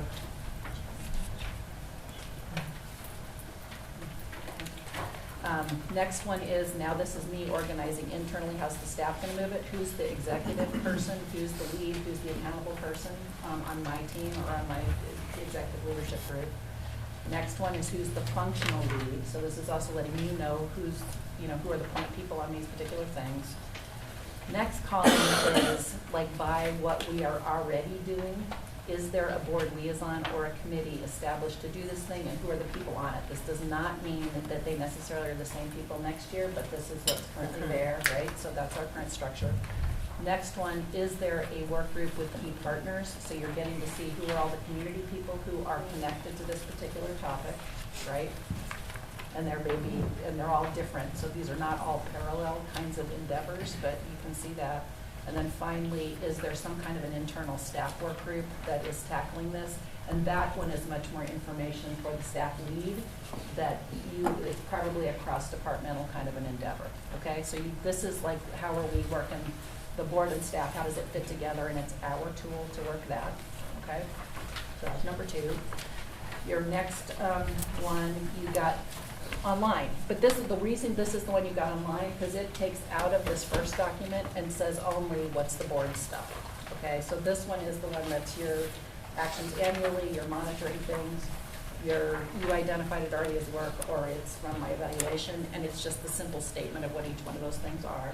Carol, can I interrupt to clarify? Yep. I think in the areas of focus, the peach shaded are your... Those were the 3 that I added, which were my big areas of focus, right. Which were third grade reading, reducing our exclusionary discipline, and the high school graduation. So like the entire, for the next 3 years, primary focus of, what are we trying to impact for kids? So maybe, I don't know if there's a key to this to clarify, because that it's big. important Yeah, that good. that's identified as those are your priorities. And we added them in my evaluation, but they were ones identified by me, yes. Okay, so then you have this one that's just your cheat sheet of these are the big ones that are board focus. Okay, now what's coming are the worksheets. So this is the one that's actually the thing that you're going to be working from. But I'm telling you, because you may go back when you're together with your team and want to go back and figure out more information, and this is the way that you'll be able to do that. Do we get a cheat sheet or a worksheet too? It's your worksheet. That's Can I it. get a cheat sheet? Yeah, I'll come to Paper if you here. need tutoring, I'm happy to do Lots of it. blank paper. And this is a little complicated, but it's one that is, I think we'll end up getting what we need from it in terms of building the work.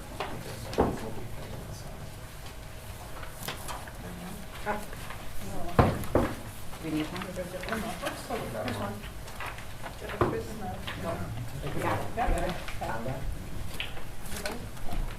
Okay. This one, and this is what you're gonna end up doing in your dyad, right, with a partner, or with a group of three? 2 or 3. It's Yeah. 2, 2, 3. 2, 2, 3. Okay, so, and Julie will give you more of the explanation, but you've got a column here. All your things are listed, and they're just a simple listing of what all the tasks were, but they're grouped first with all your, the Fs or Ps, which are your primary areas of focus, which is why that group is first. And then you've got what's the board action that's required from it, so that you can go straight to that. What you are identifying is, first of all, is it something we should stop doing, in which case then you're saying we don't need to be doing this one. So like, yeah, we've thought a lot about it, we can be done. We're done. We can be done. Or it exists in other places. Or something else. It doesn't need to be Yeah. board work. You're not saying that the organization's not doing it, but the board doesn't need to focus on it. So this is now all about your work. The green column tells you what's your action. So either you're voting on it at some point or you're monitoring it. Now you're looking at how do you want to touch it. So that first, the frequency and type of board work. So the first one is it an in-depth discussion that is perhaps a full work session? And I say e.g. meaning it's perhaps, maybe it's getting a full weight of time in a work session. And is that happening once, or is it 3 times or more? Like it could be your boundary stuff you want to do every month. You know, so you're identifying what's the level of depth and how much you want, or budget. Yeah, maybe every month you want to be touching the budget topic all year long.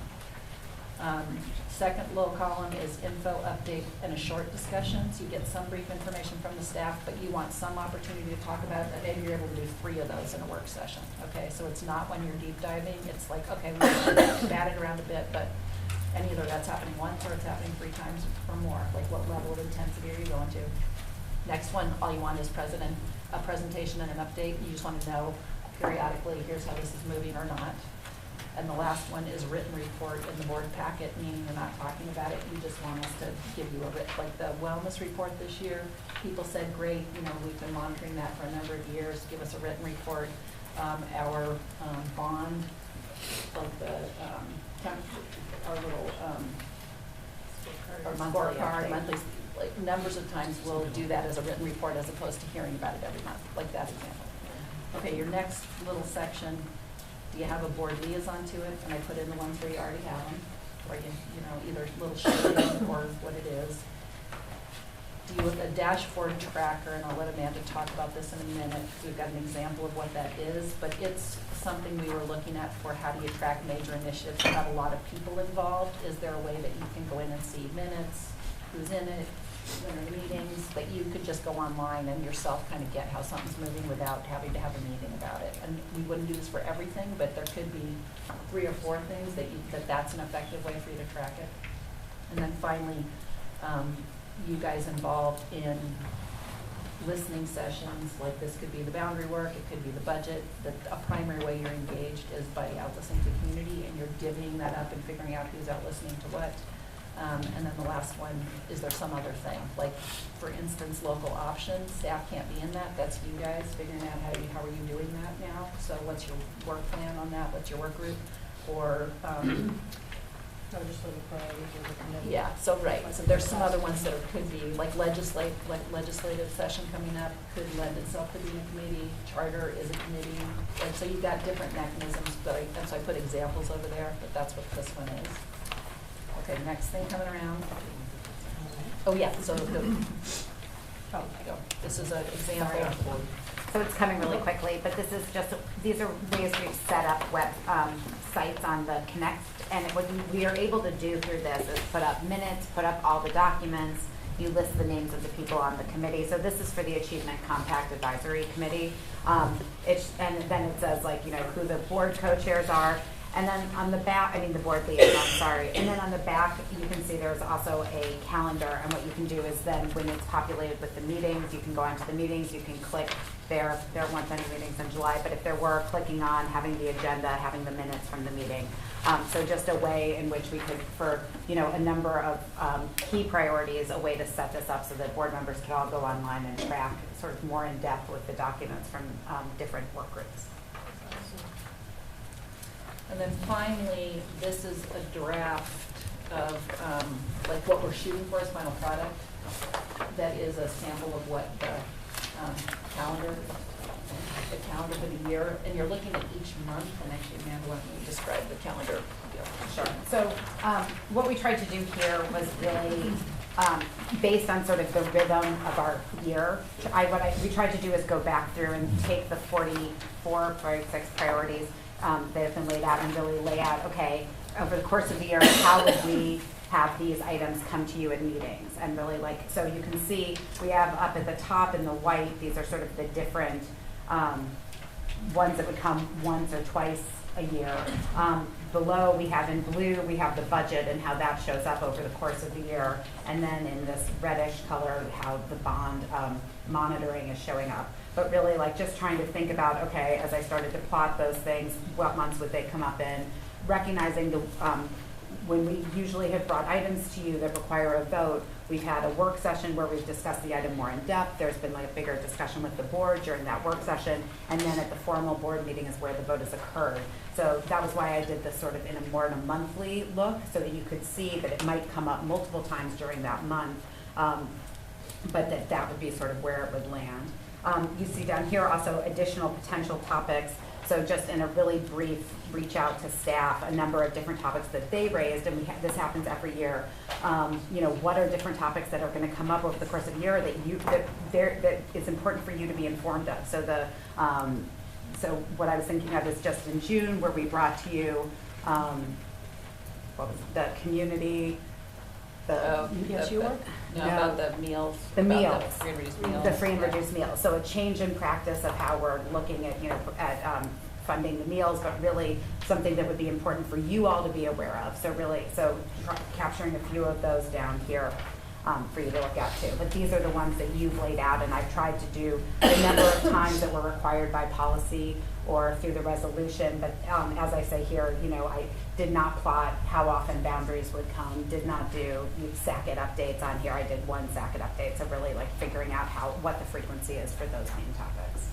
So clearly all of these are draft documents that you're now helping us populate, but it's giving you what's in motion right now for your individual discussions and then group discussion. And then depending on the weights you give things, we'll come back and do okay, now what does this look like? But this also is responsive to hearing people I need to see the agendas. I need to participate in what's coming up, when's it coming up? How do I know when it's coming up? How do I help inform that? And again, this will be a live document that either we're hitting them or something gets complicated and whatever, it'll keep moving. But it is the world of work that we're looking at for the entire year that you guys are constructing at this meeting. So that's basically what it is, okay? And I think all of the items in the PowerPoint will be familiar to you or should be familiar when you scan through them, because they're all things that are either you've been doing regularly or you're in motion or you did the resolution to begin with to say it was an important thing. So with that, questions about any of the stuff I've given you, and then I'll let Julie tell you the activity that we're now sending you off to go do. So Steve, yeah. This does pretty much orient and around work. Are we going to discuss anything oriented around attitudes later in this meeting?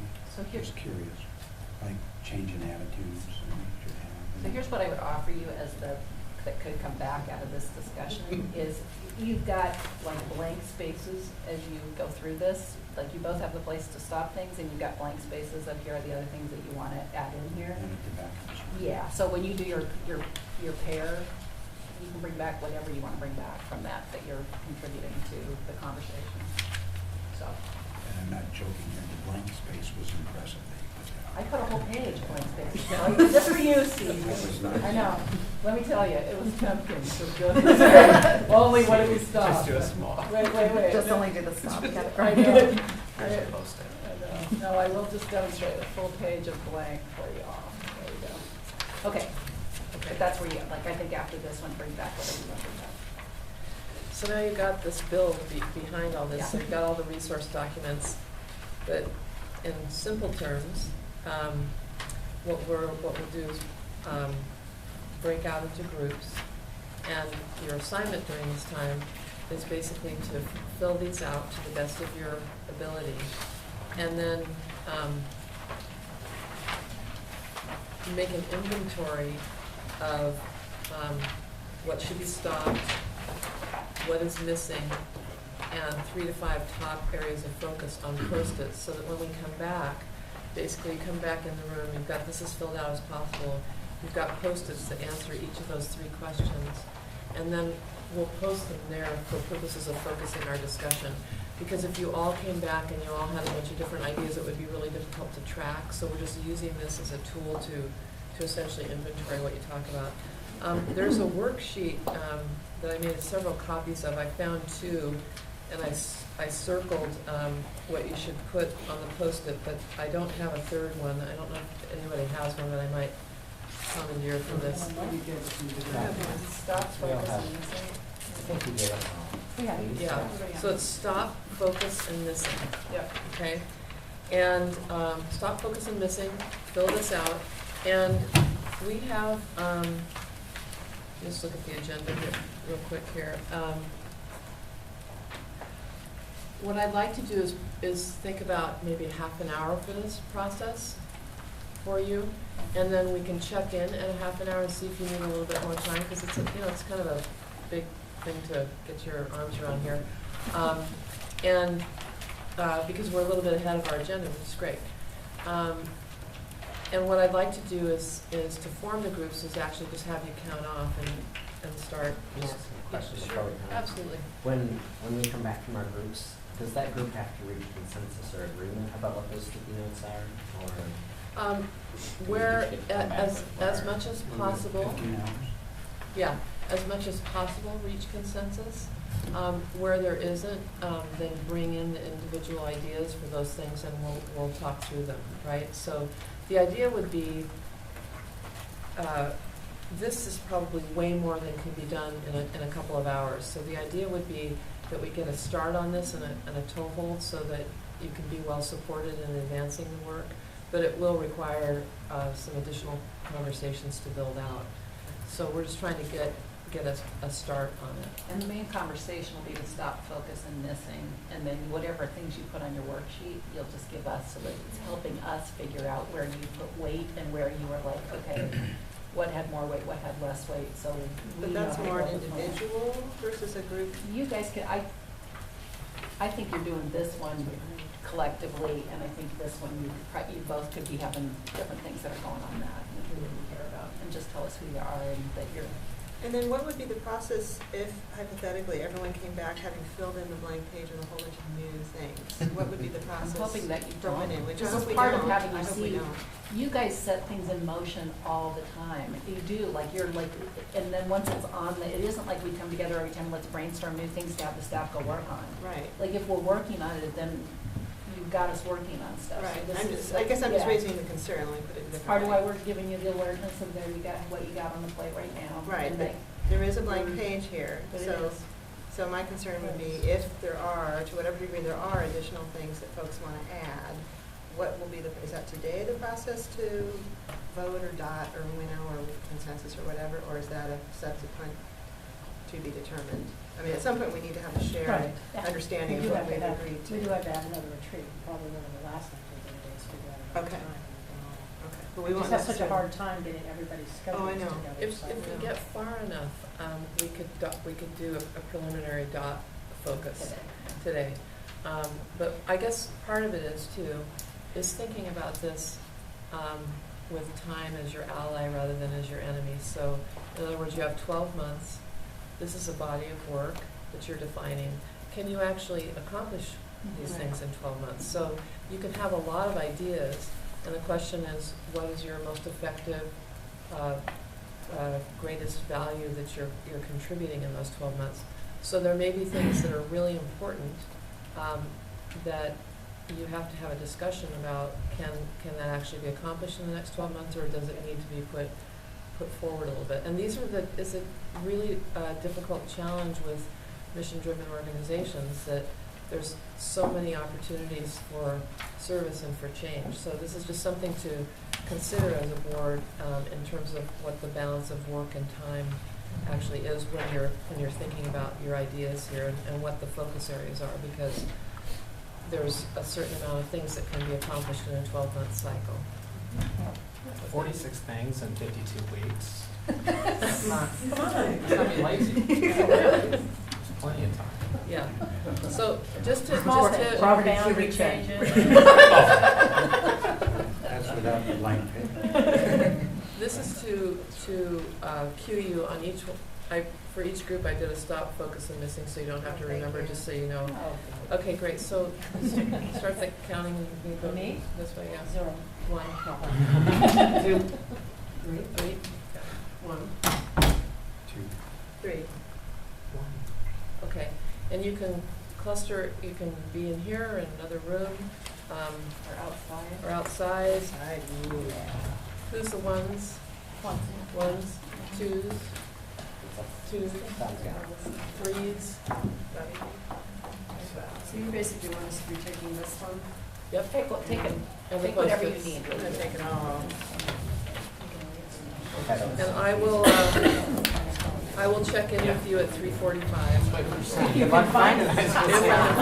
By time, I'm sorry. Yeah, come back here at 3:45. Okay, so let's start.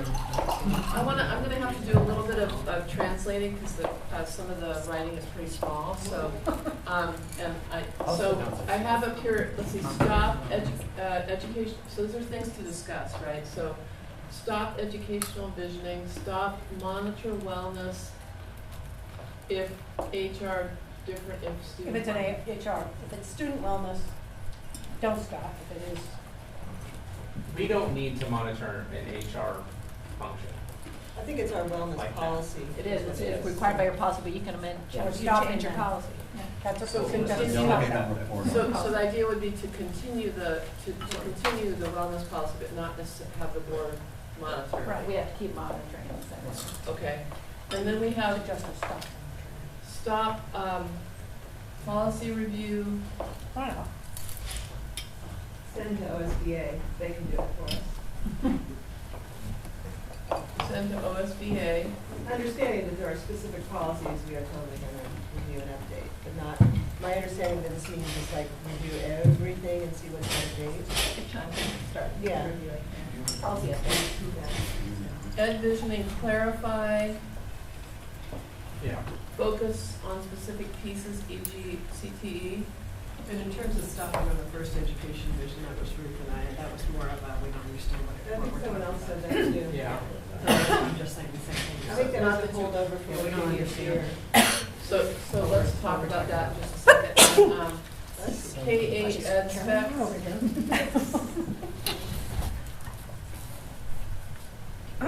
Depends on next bond decision. Bobby. What that's? Let's not start discussing until I've got it all up here, okay? On next board decision. Oh, I love it. You came up with this much to start. And then Jeff's specific update versus enrollment district-wide.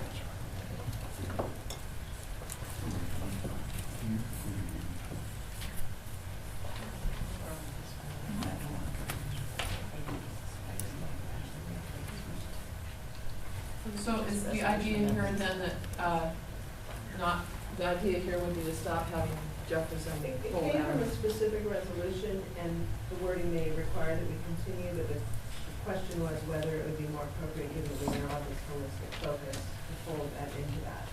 Right. Well, and you've gotten your update report on the first year. Right, and I just don't remember how to word that resolution, but clearly, all the issues that are in there need to be continued to be looked at, but in a holistic way.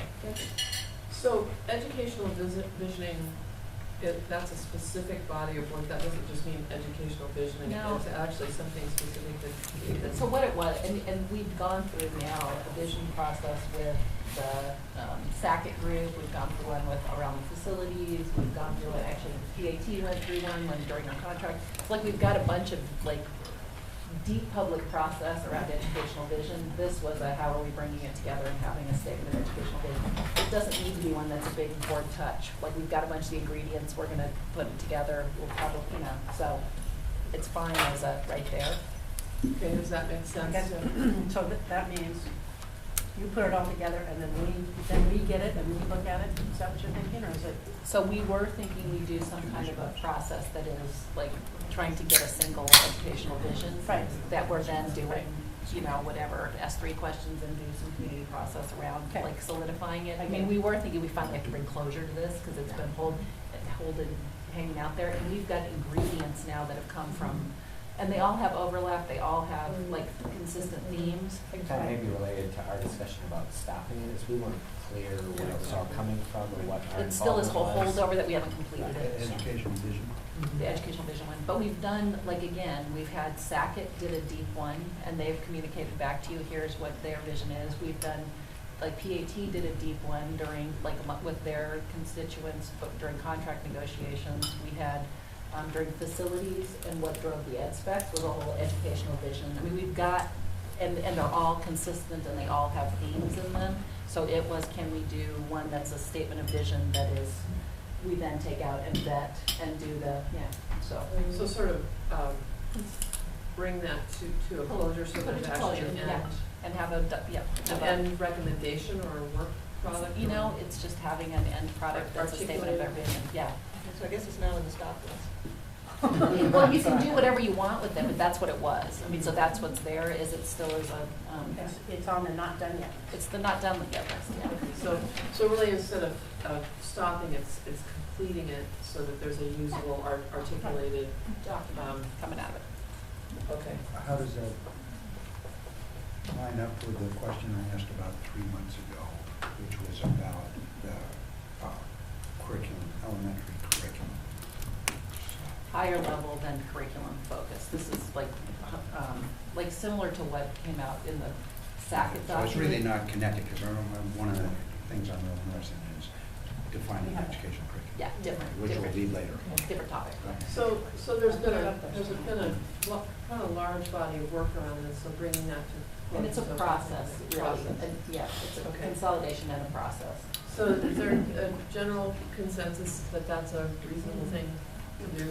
Yeah, thumbs up on that? What's a reasonable thing to do, I'm sorry? To bring that process. Bring it to closure. To Oh, closure. yeah, that's why it's in the focus. Don't take it out. Let's get it done. Yeah, okay. So monitor wellness. So not monitoring wellness other than student wellness on a regular basis, like, is that? I have a different view on that. Yeah. I feel pretty strongly that we need to, on our wellness policy, so we had this year just a written update. I would propose maybe alternate years at least, have in person. Our staff are doing awesome things around wellness. To make it visible. So- Make it visible. I don't think our group was intending to minimize anything. I think it was just maybe what are we doing with this? What Just does this understanding mean? what it was, does- yeah. Is the So- board What is it? engaged, involved in Right. doing something So with that's it, or why- do we want to just hear an I update? put it as presentation / So informational pretty, update. pretty Yeah. low frequency type of. Yeah. It's just an annual thing, but just not buried in our agenda packet that doesn't Right. get any visibility. So, and like what we did this year was put it in the superintendent's report so that you got some highlights, but it was, we didn't make it Yeah. into a big For the production. folks who have been working so hard to have Yeah. an opportunity to come and talk So about it's it. the way, I mean, when you're talking about wellness, I think it's kind of keeping your finger on the pulse, literally and figuratively, to make sure things are good. It's in your There's sights. been a it's citizen in- committee. Yeah, sure. Yep. Okay, is that generally consensus on that then, in terms of? Okay, policy reviews, send to OSBA. I didn't see that. So it's unclear exactly what it means by policy review. I think in general as a board, we have a whole mess of policies out there, and we are assuming that some of them need to be updated, and I know that certainly David Williams, coming out of the legislative sessions each time, is wanting to look at our policies and say, okay, how do we update that given the new information from this legislative session? So I think our sense is that we're kind of backlogged in that area perhaps, and it's not necessarily stuff that's super critical tomorrow, but, you know, we ought to, as a board, be updating our policies Housekeeping. regularly. It's more housekeeping. Yep. And OSBA has a group that does that, and we could send it to them and have them help us with it, because at least they can just flash through and say, you know, in this particular policy, you want to be looking at these changes, and then you just send it back. Do you want to say anything about this one, Jolly? Sure. Maybe that's not as much of So I agree that some routine updating of the board's policies is a good idea, and we haven't had the resources to do that for a while. I've talked to OSBA, and I think that they can be a resource for us. That wholesale, like buying that whole package is not exactly a great fit, but we have, I've got a little bit of more resource in my office, and so we've already started with the legislative work from the last session, making sure our policies are up to date with that, and then we'll just start working through each of the chapters. So I actually feel pretty, it's one thing that I'm looking forward to from my department this year that I'm excited about doing. So, and OSBA is totally a resource. They're model policies and things like that, So essentially use them where helpful. Exactly, where useful. exactly, Okay. and where it's cost And effective. so maybe that would be a written report once, by the end of the year, of your progress. Well, and ones that come forward to you for. In addition to the Right. ones that are That elevated. come by forward, the right, policy. exactly, to you for But if consideration. there's housekeeping. We have to type ask.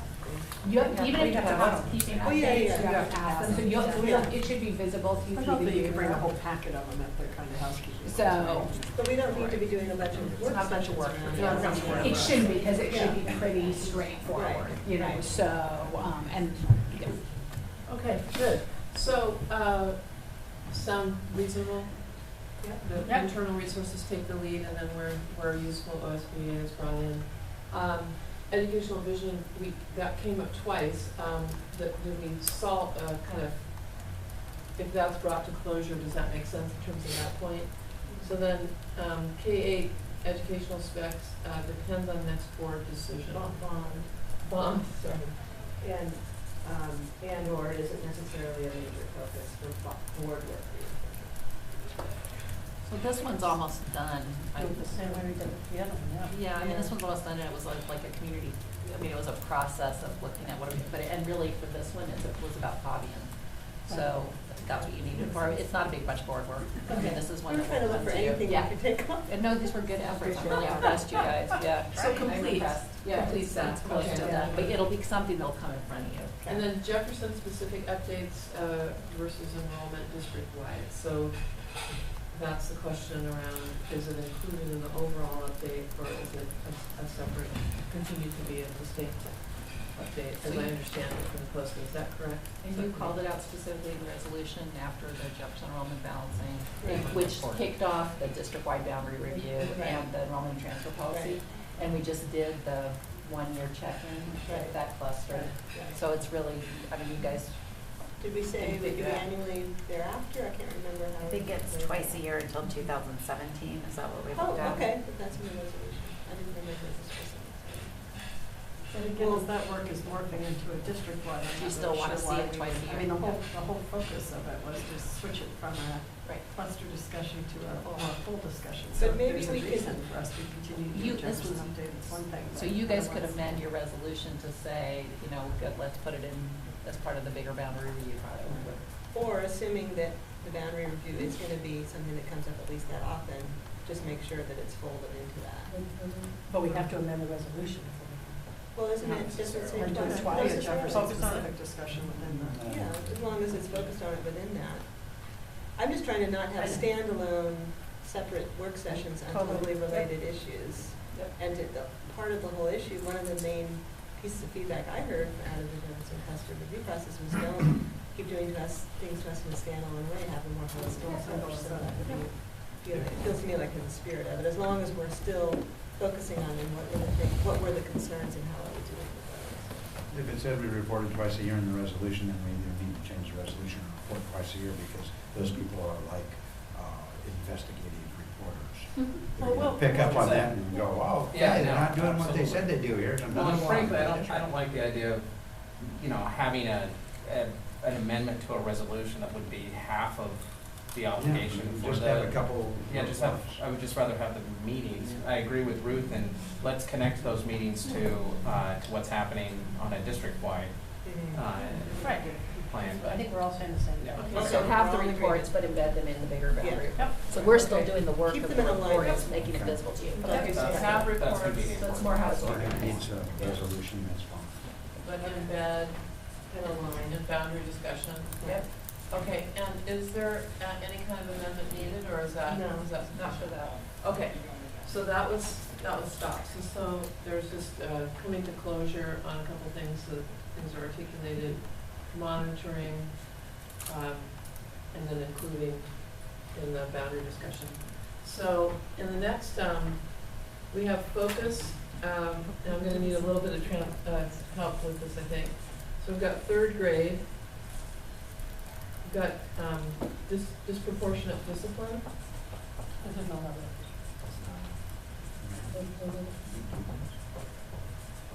High school rate, Grad rate. College career. and college career. ESL, contract implementation.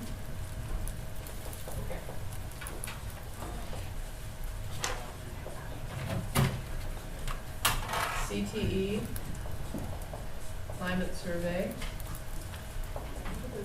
Those would be two separate things. Two Okay, separate. thank you.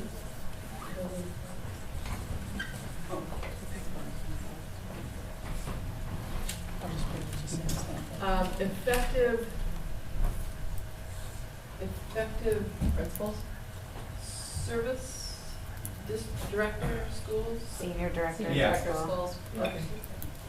Effective senior director of schools, / effective principals. about it, okay.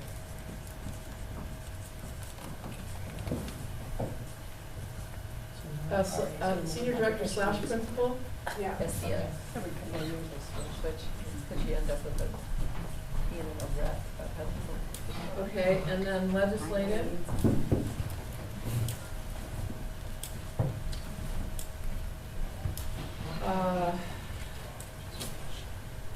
Got two for I've got another one for disproportionate discipline, so I'm gonna put a check mark. Another one for CTE. Another one for climate survey. Racial equity policy. No, different. No. Different. Okay.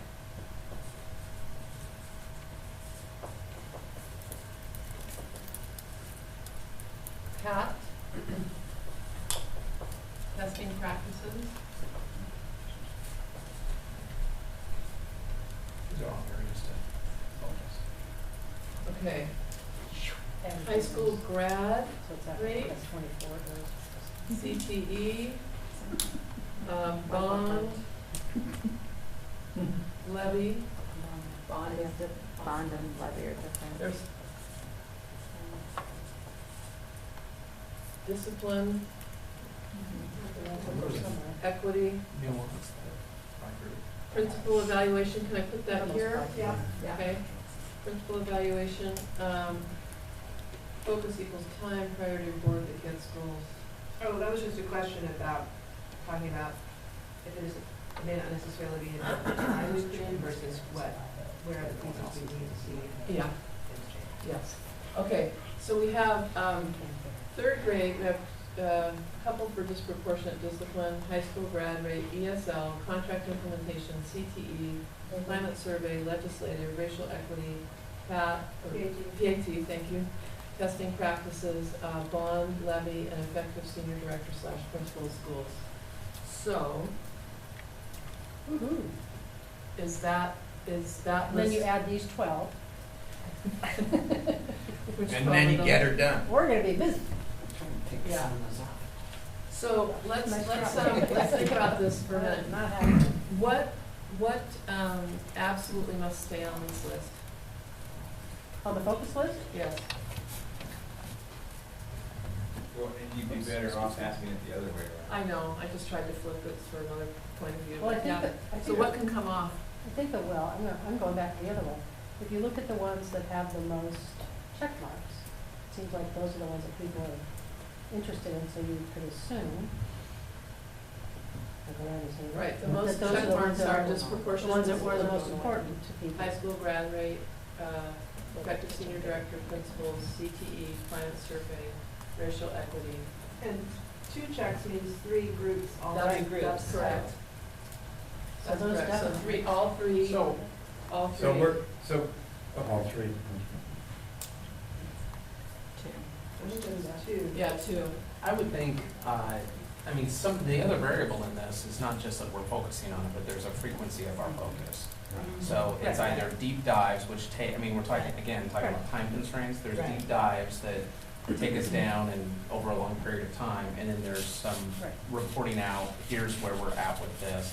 We still have an opportunity for feedback, public comment, but it may not take as much time as Exactly. what you would. Yeah, this doesn't necessarily mean this is gonna be the biggest chunk Yeah. of our time. So we had a lot, That's- we had a lot of, we had a lot of discussion around Google out what focus meant. Yeah. So, Well, what like does the- focus means, you know, you're gonna be doing a little bit more than, you're not monitoring, let's put it that way. Right. Well, and the levy is you guys, it's not the staff. But So we then have to it's- do it, so- But meaning it's one that's gotta be focused, right. because it's, So for this year, that, the levy has gotta be one, and I think legislative has gotta be you guys visible, so, Yeah. yeah. what was the other one? The legislative session.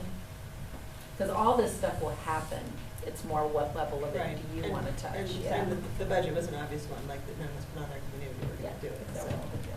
Do you want to add the budget to this list? I think we might as well just, if we're thinking in terms of our overall capacity, obviously it's gonna I happen. think the legs. Be on that. Right. Legislative budget, levy, effective senior directors, disproportionate discipline, high school grad rate, CTE, climate survey. I think there is, to what Matt was saying, that point about what does focus mean, or what does that mean? Because I know that there were a couple of things that we saw that are really important work that are gonna go on that we know is gonna happen this. Yeah. But we also wanted to make sure some of those topics didn't overwhelm what we spent our time on. Right. And so we would have rather seen some of these issues more frequently, you know, in half-hour slots or whatever, but we would have liked to kind of keep up on them and have brief discussions about them more often Right. than do a deep dive. So I'm trying to figure out how to pull that out. Well, that gets to when we populate the Maybe you do matrix. something more with this list, Right. rather than go back and do a little bit more triage of it. So one, I'm sorry, did you just suggest that maybe we use this as a kind of a guideline and then work with it as we go deeper into Well, and rather than trying to decide? I wouldn't try and do it here, like, I Yeah. think take it that far right now, and then maybe even send it back to the small groups again, or individual, how do you rank it or weight Because it? we got a little stuck because we started actually evaluating yeah. each one of these, and then I realized that wasn't what we're going to do today. But Yeah, yeah. A couple of those are kind of different, because to some degree, like the high school graduation rates and the testing practices. Yes. Those are broad categories. I mean, especially the high school graduation rates, because one of the major effects is improving the middle schools and engaging kids in middle school. So that's different in a way than some of the other things like the principal evaluation, which a lot right now we're focused on can we get to a 360-degree and so forth. And the other thing, there's a couple of those on there that are kind of new, and one is the ESL, which I think is really great to have on there. And the other one is the testing practices. Those are both new focuses, which we need to be looking at. I really believe they're two major focuses. But there are a couple of things. One of the things doesn't need to be the contract implementation. I don't think that needs to be a board thing. We're saying that needs to be implemented, right, but it's not the board doing that, I don't think. I don't feel like I'm, So I think part of why we put That's it up the- there. Yeah. Yeah, Can I I'm just saying- explain why it made it up there. So I think there was, what I've heard really specifically is that we were going to roll out how we train on this contract differently. And so getting updates about how yeah, that's going right. is really. But it's what I was really not looking our for. work, it's more putting that together and giving us updates. I was just trying to make a little. Well, that gets to when we populate the matrix and make it clear how, in what way are we engaging. It's super So you're right, important, that but it's we need not to a be hearing focus, that. that it's not something we should be doing. Focused, like, right. yeah. Yeah. We should be focusing on it, but not from our. Sure what our perspective. role is. We're Well, telling the that's board, we're exactly, telling so the you may be getting superintendent. information on Get what we're that down doing high. here, yeah. Yeah, and just one point of clarification, ESL isn't new because that's in resolution that we have monitoring. So it's a question of Doing all whether, the immersion work. yeah, I mean, we put down like two. The ESL on there isn't the immersion. The ESL is the ESL versus the immersion. Immersion is one thing, ESL. The ESL is not the immersion I'm just- necessarily. I understand that, I'm just saying, I believe that we have a resolution around ESL though. So I'm just saying it's not a brand new, it's already Right. embedded in our work. It's our decision whether we elevate it beyond a monitoring report piece.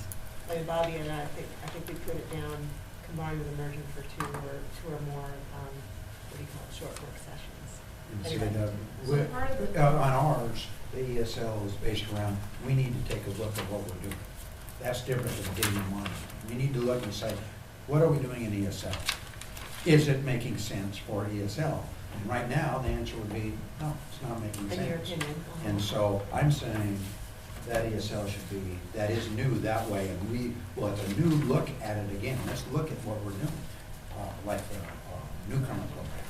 Should we be expanding that? That's what we should be talking about for ESL. So that's why it's different. Okay. That's why it's. So kind of the function of this phase is to basically take the universe of things that you're working on and see, where the board lines up on it. I mean, I think it's just important to kind of see what rises to the top, and then you have to kind of look at it in the global picture of all the items that are there. So what I might suggest, if you agree with this, is to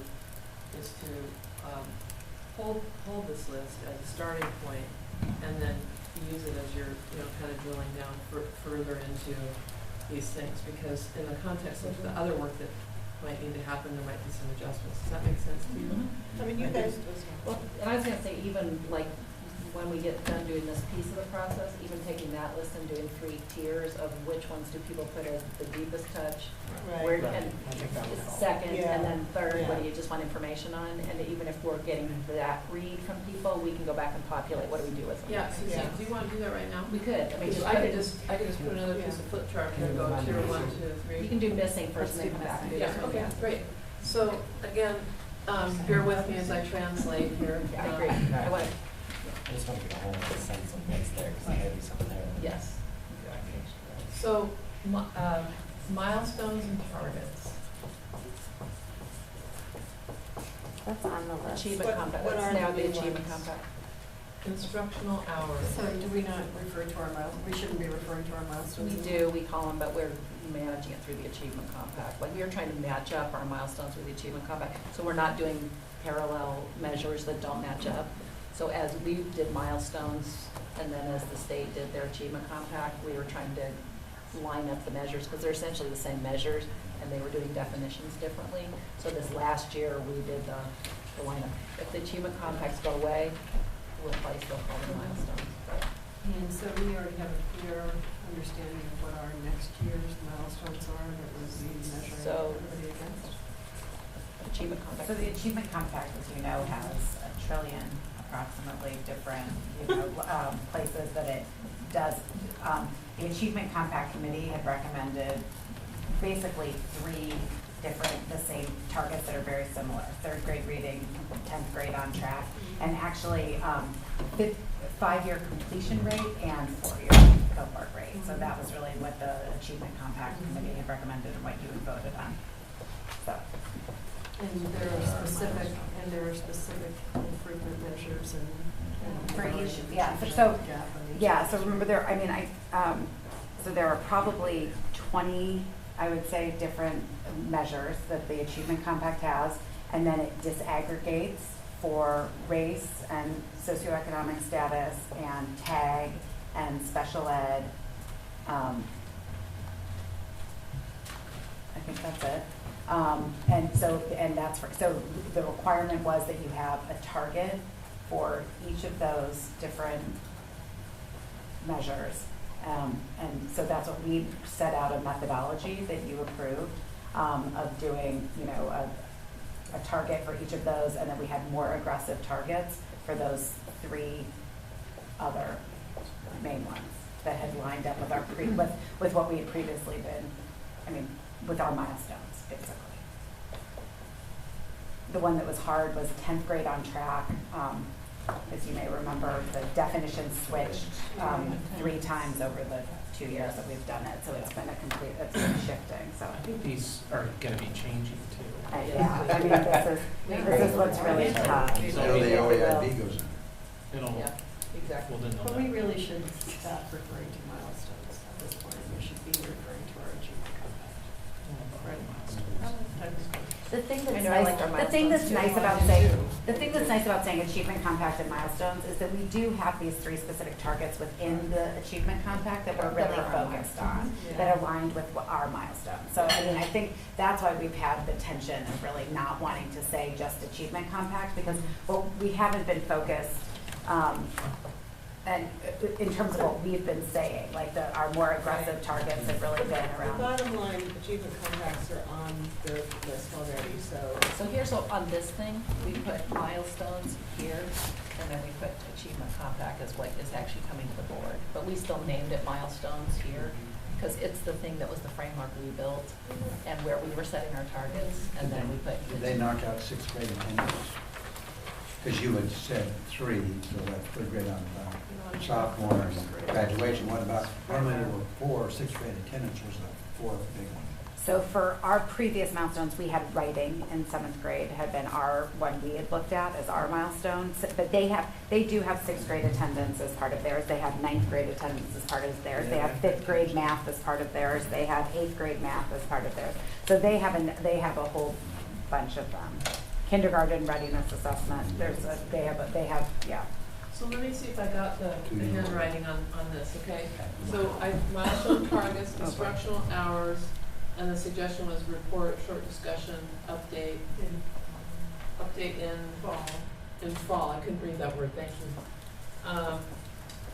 Superintendent goals, measures and metrics for success, relationship with PCC, two groups set athletics, student safety, makerspace curriculum, advanced scholars, mentor teachers, investment metrics, Benson, high school redesign, data collection, elementary curriculum, report from superintendent on how adopted, and middle school ed specs. So let me just clarify a couple things. So that Okay. the advanced scholars, mentor teachers, implementation metrics, that was actually just a request that we made some strategic investments this year through the budget. And we're looking for how are those going, because we're doing advanced scholars, but it's not really advanced scholars in Roosevelt and Madison. But we were just kind of curious of how those implementations are going. So it's informational kind of It's updates on. right, it's informational about the specific investments that we made through the budget. So some of that could be athletics or intermediate. Okay, so that was, I misread No, that's- investment and implementation, so, okay, that's great. Any other clarifications before we kind of go down this list? What is superintendent goals? What does that mean? The evaluation. Yeah, that one is, Carol has her big 3, and the question is, come next year at this time, we're doing an evaluation, what's the measurement? And is it just achievement compacts, or is it something more specific, and if we define that, and if we haven't defined it? We're in the process of defining them, actually. I thought she has 14. I do, but you're talking my big 3. 3 for her. Well, the big 3 is reading, my understanding of your big 3 is hers. I have 14, but She has 14 I points. added those 3 to the list. You guys gave me a list of whatever. 11, thank you for Thank that. you. 14 is something we should Math does Math. So the clarification is you added those 3? Yeah, those were my goals. That I said I I wanted thought to those begin. were what you consider to be your top 3. They are my top 3, Yeah. but they were my top 3. You Personal. guys added 11 other ones to my top 3. But it's Like I was not- already working on those, but what we're doing with those is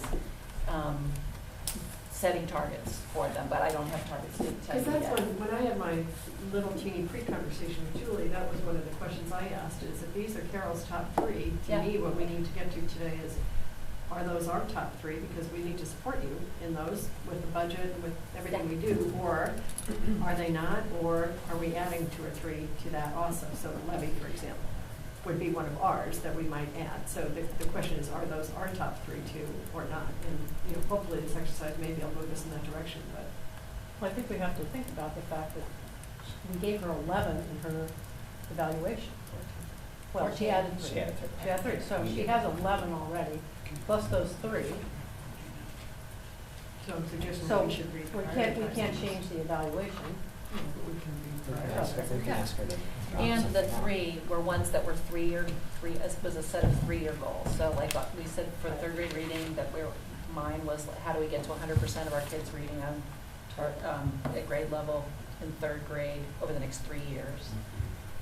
The discipline, we were looking at, can we cut that, like our exclusion overall by 50% and the disproportionality by 50%, but I don't have a time frame on that yet because we're working with our partners and internally to say what's realistic. So it could be over the 3 years, it could be over 2 years. At high school graduation rate, we're looking to keep the trajectory moving in the right direction, and I don't have a specific amount on that one either, so. And defining college and career ready as part of that. Yeah, and all our college and career readiness work is in that one. So Yeah. like I put a bunch of the things that we actually prioritized in the budget, and we had done this even like before we were doing the budget. So like a number of things are in the budget that align with those 3 goals. And partly those 3 were about the third grade reading ends up being like the thing that changes the trajectory for kids. If they're reading by the time they leave third grade, and we've known this one all the way along, but we're saying if we could get kids, 100% of our kids there, we've changed the whole game. So power in and really try and make that one happen. The discipline is we're trying to preserve instructional time for kids. So anything we're doing that's excluding kids from school, how do we reduce that as a practice? And it means a bunch of other strategies and supports and blah, blah. And high school graduation rate, it's been our primary driver all the way along, but how do we accelerate? And how do we do what we know that accelerates? But those were drivers in the budget too. All of these fit under A bunch of those, yes. Yeah. So when we talk, so just to move us back here for a second, when we talk about milestone and targets, is that, what is that specific to? It's not missing because we've now clarified that that's in the compact. there. changes on the Okay, list. so can I cross it off? Cross it Instructional hours. Compliance issue? Yeah, I think that's an issue where we have just supposedly come into compliance, but we keep hearing from some in our community that we're barely there, we're not really there. It's more coming back to us in the fall and. So report. Report. We got a report. Okay. Letting us know what's So going just, on. so that wasn't on the list, and we're saying it should be in the fall. You guys want information on it, yeah. Yeah, okay. Superintendent goals, measures, and metrics. So you have some, for each one of those things, is there a measure of success? Yours, You're- The ones I you're just working on said those, were, right? yeah, like the 100%, but it was over 3 years, 50%, 50% over, 2 years, For the 3 target. years for the discipline, and then continuing to the trajectory on graduation. So my 3 big ones, and those are the ones you were referencing, Bobby? Well, Those that's 3 what I bigs. was, but I didn't Yeah. know if that's what. Those were what? That makes sense to me. I like the idea of having that unified core focus, and I think you're So going to does- have Does that, Yeah. should we keep it on the list for other things, or does that satisfy that? That's why they're all in here. Yeah. So that's why they're all in here. 'cause we share I don't think goals. it's that it's missing. I think it's. It's not okay. missing. It's not missing. Relationship with PCC. So that was a discussion I know that I've had with Carol and others about, and it's, I think it could fall under high school graduation rates and college and career ready. But to me, there's a really missed opportunity in that partnership and expanding it dramatically beyond just what we're doing with Jefferson. And I've even suggested, could we think about hiring a liaison to be very specific to how do we work and support our kids in that relationship? Could PCC put in half an FTE and us put in half FTE and start really figuring out how we work together? It's that whole, once you're a junior in high school, how do you get college credits? Yeah, I And guess I see PCC that is a huge opportunity for us, so it could fall under that, but I never see it called out in that way, and so it feels like it's. I would say you guys need more information about what we actually are doing here, so that you feel the activity that's happening here, because we're doing a But that's part of the budget, budget. yeah, so like I put that one needs more information coming to the board That's- about it. I didn't see Under that as a graduation. standalone. It's under high school, isn't It's it? not It's a under, standalone. it's put underneath it, but I haven't seen it called out. Right. You want more information on that. Okay, yeah. so just make sure that it's noted and that Yeah. part of it happens, and then you can figure out if there's additional resource or action on it. Okay, so far so good? Yeah. Everybody still here? That's Yeah. good, okay. So, and actually, we put a little code next to these that just is saying I, because really what people are asking for is information, right? And I is on the PCC one too. Aye. For me, this is for me. Anything over here? No, just on that list, the Okay. missing list. Okay. Because you're not asking for a deep dive on it, you're asking Right. for bring you information and make sure it's visible to you. Okay, athletics, got two. And that was where it was awesome to hear from Marshall this year, first time we'd ever heard from the athletic director. Lots of new investment and great work, so it's just Keep making it presentations and visible. update. Okay. So should I be also figuring out how we as a board engage and support him in his work? Because he's done two big events recently. And I know Steve participated in one, I did a little, I actually participated in both. But one, were you at the, yes, you and I participated in both.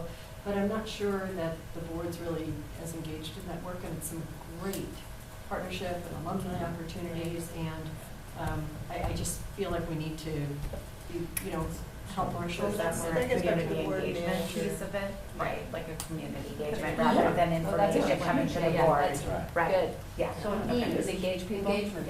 Yeah, engagement. But that's part of the Yes, existing. it is, put that as an E, so that we know that means engaged, yeah. Can I make a comment on, this is a kind of a personal comment. Under the budget, there's a couple, three things that I haven't advocated for here because they don't fit except in the budget. There's three major things. Libraries, which doesn't really fit here, we know they need it, it's in the budget. Athletics is one of them, we have a certain budget to that point, and they're moving forward with the plan already. We don't really have to do much other than what Autumn suggested. And the third one is this interaction between the home and the school, the social service coordinators, which we don't have, setting up groups of people to help kids, which I've referred to in here. Those are budget items. I mean, no one's going to say, we wouldn't love to have social service coordinators. The question is, or we wouldn't love to have committees and how we do it. We might want to start thinking about how we should be doing that when we get to the budget and what that would entail. In other words, you get a kid in the school and how do you deal with that child if he's having these problems at home, he's homeless, he's got this. How do you make it work and support that child? We don't really have a plan for that. It'd be nice to have something. So I think when In the we're, budget. So I plan to bring those up big time again this year in the budget. so I think when we look at all of these, when we're thinking, I think athletics really kind of calls out that, I think, that it's not necessarily going to be just informational on athletics or engagement, but it will be a budget issue because we'll have to do the funding. So a lot of these, CTE. just like we did this year, when they came before us, we all knew that when we agreed to do immersion, it was a budget issue and it was going to take budget to do it. So I think that's what they have to keep calling out that. I think the piece we've been missing is that if we made these investments last year, knowing how they went will Right. then inform a budget decision. You know, did that go well, did that not go well? Is there a better, so that, but I see that as, we're gonna get some information maybe this fall or December about how those investments rolled out or where we're at, or maybe we'll get it in January, February. And for us to continue to remind ourselves that when we get that information, that's a budget discussion, rather than us saying, well, we didn't get a chance to go back and talk about that as a budget. Like, that is the source of our information for the budget. Right. Because we can't bring all of these things back in a month and a half time or a 2-month time period to have a budget discussion about each one of those. So is there a way you want me to characterize that and capture that here? So to me, it sounds like basically you're saying the budget underlies Right. all the different. All of this is about having how to do we figure out how build to our sequence budget. it, and how to fund it, and so on, yeah. Right. So just to keep that as part of the design factor, if you will, when you're making decisions as to. Yeah, and that gets, that gets to how we want to structure our discussions. I think being more mindful, as you say, about by the way, when we talk about this in the fall at a work session, there's a budget component to it, there's a budget. This is how much we component. spent. And this is a budget, This this is- is this is us a budget. talking about the budget. And this yes. is us weighing in with you about where we Yes. are in terms of whether this should or should not be an investment. And being more explicit about that. And I try and capture that and build it into my proposal so it reflects the things you guys have talked about. Right. As opposed to that I'm coming with just my ideas, it's trying to capture your ideas in the thing I bring you. And that's So- what I appreciate about what you say, is making sure that this dynamic of us versus, like, I feel like that's awful, because part of the reason why I wasn't making changes to the budget is I felt like you had captured what working I to reflect heard what you told about me. our discussions. Right. But maybe we want to structure it differently Right, this year exactly. because you don't feel that. And what I've done the Right. entire year is listen to what you're talking about and what you're prioritizing and what you want to see happen. And I What say you're asking we to have talk a about kind of a here. deep dive discussion, like on the high school administrative tables. I mean, I brought that forward. I don't feel like we had a big discussion on whether we should be looking at that and what impacts it would have, blah, blah, blah. And so, you know. So building. But, and it didn't, fair- and I yeah. never wanted it to be I'm proposing something Correct. different than Carol, but it always seems to feel like that, and it shouldn't be. So It's we like, should all right, figure out we how had a to- big enough discussion on this, and if so, we want to do something about it. And we should figure out how to structure the discussion so that, it doesn't Or go maybe some kind of a recap of last call for your, to clarify before you go, Mhm. so that it's before you come back. I don't know, But something. see, a lot of times it comes through with That's- public, yeah, that's when true. the public comes Yeah. in and starts talking to us, it's like, oh, damn, we didn't talk about that enough. And we should feel like we can all make changes and adjustments without it being, well, what are you gonna take out if you're gonna put that in? And we did Well, last that's year, reality. so You not have to this do past that. year, but the year But before, we yeah, made we should huge make- We made adjustments. huge adjustments based on community the So- year before. We did. So the year did a whole before new we, budget the for year you in a before we week. did. So I Yes. mean, like, I think this was a year where that didn't happen, but the year before we did go We back and totally redid the revamped entire the entire staffing budget. process for all the schools. You don't know what the budget is until the budget comes out. Right. And so you really can't go back Right. and say, what should be in the budget? I'll say it right now, librarians, half-time in every elementary. Make sure that's in the The budget. budget, yes. But until that, and so, Groundskeepers. and guess who knows? Yes. But you Groundskeepers, don't too. know if they're there till they do the budget, and Yeah. if they're not there, then you wanna re-argue Right. the deal. So here, I can send you a list, but all that stuff's not gonna come up.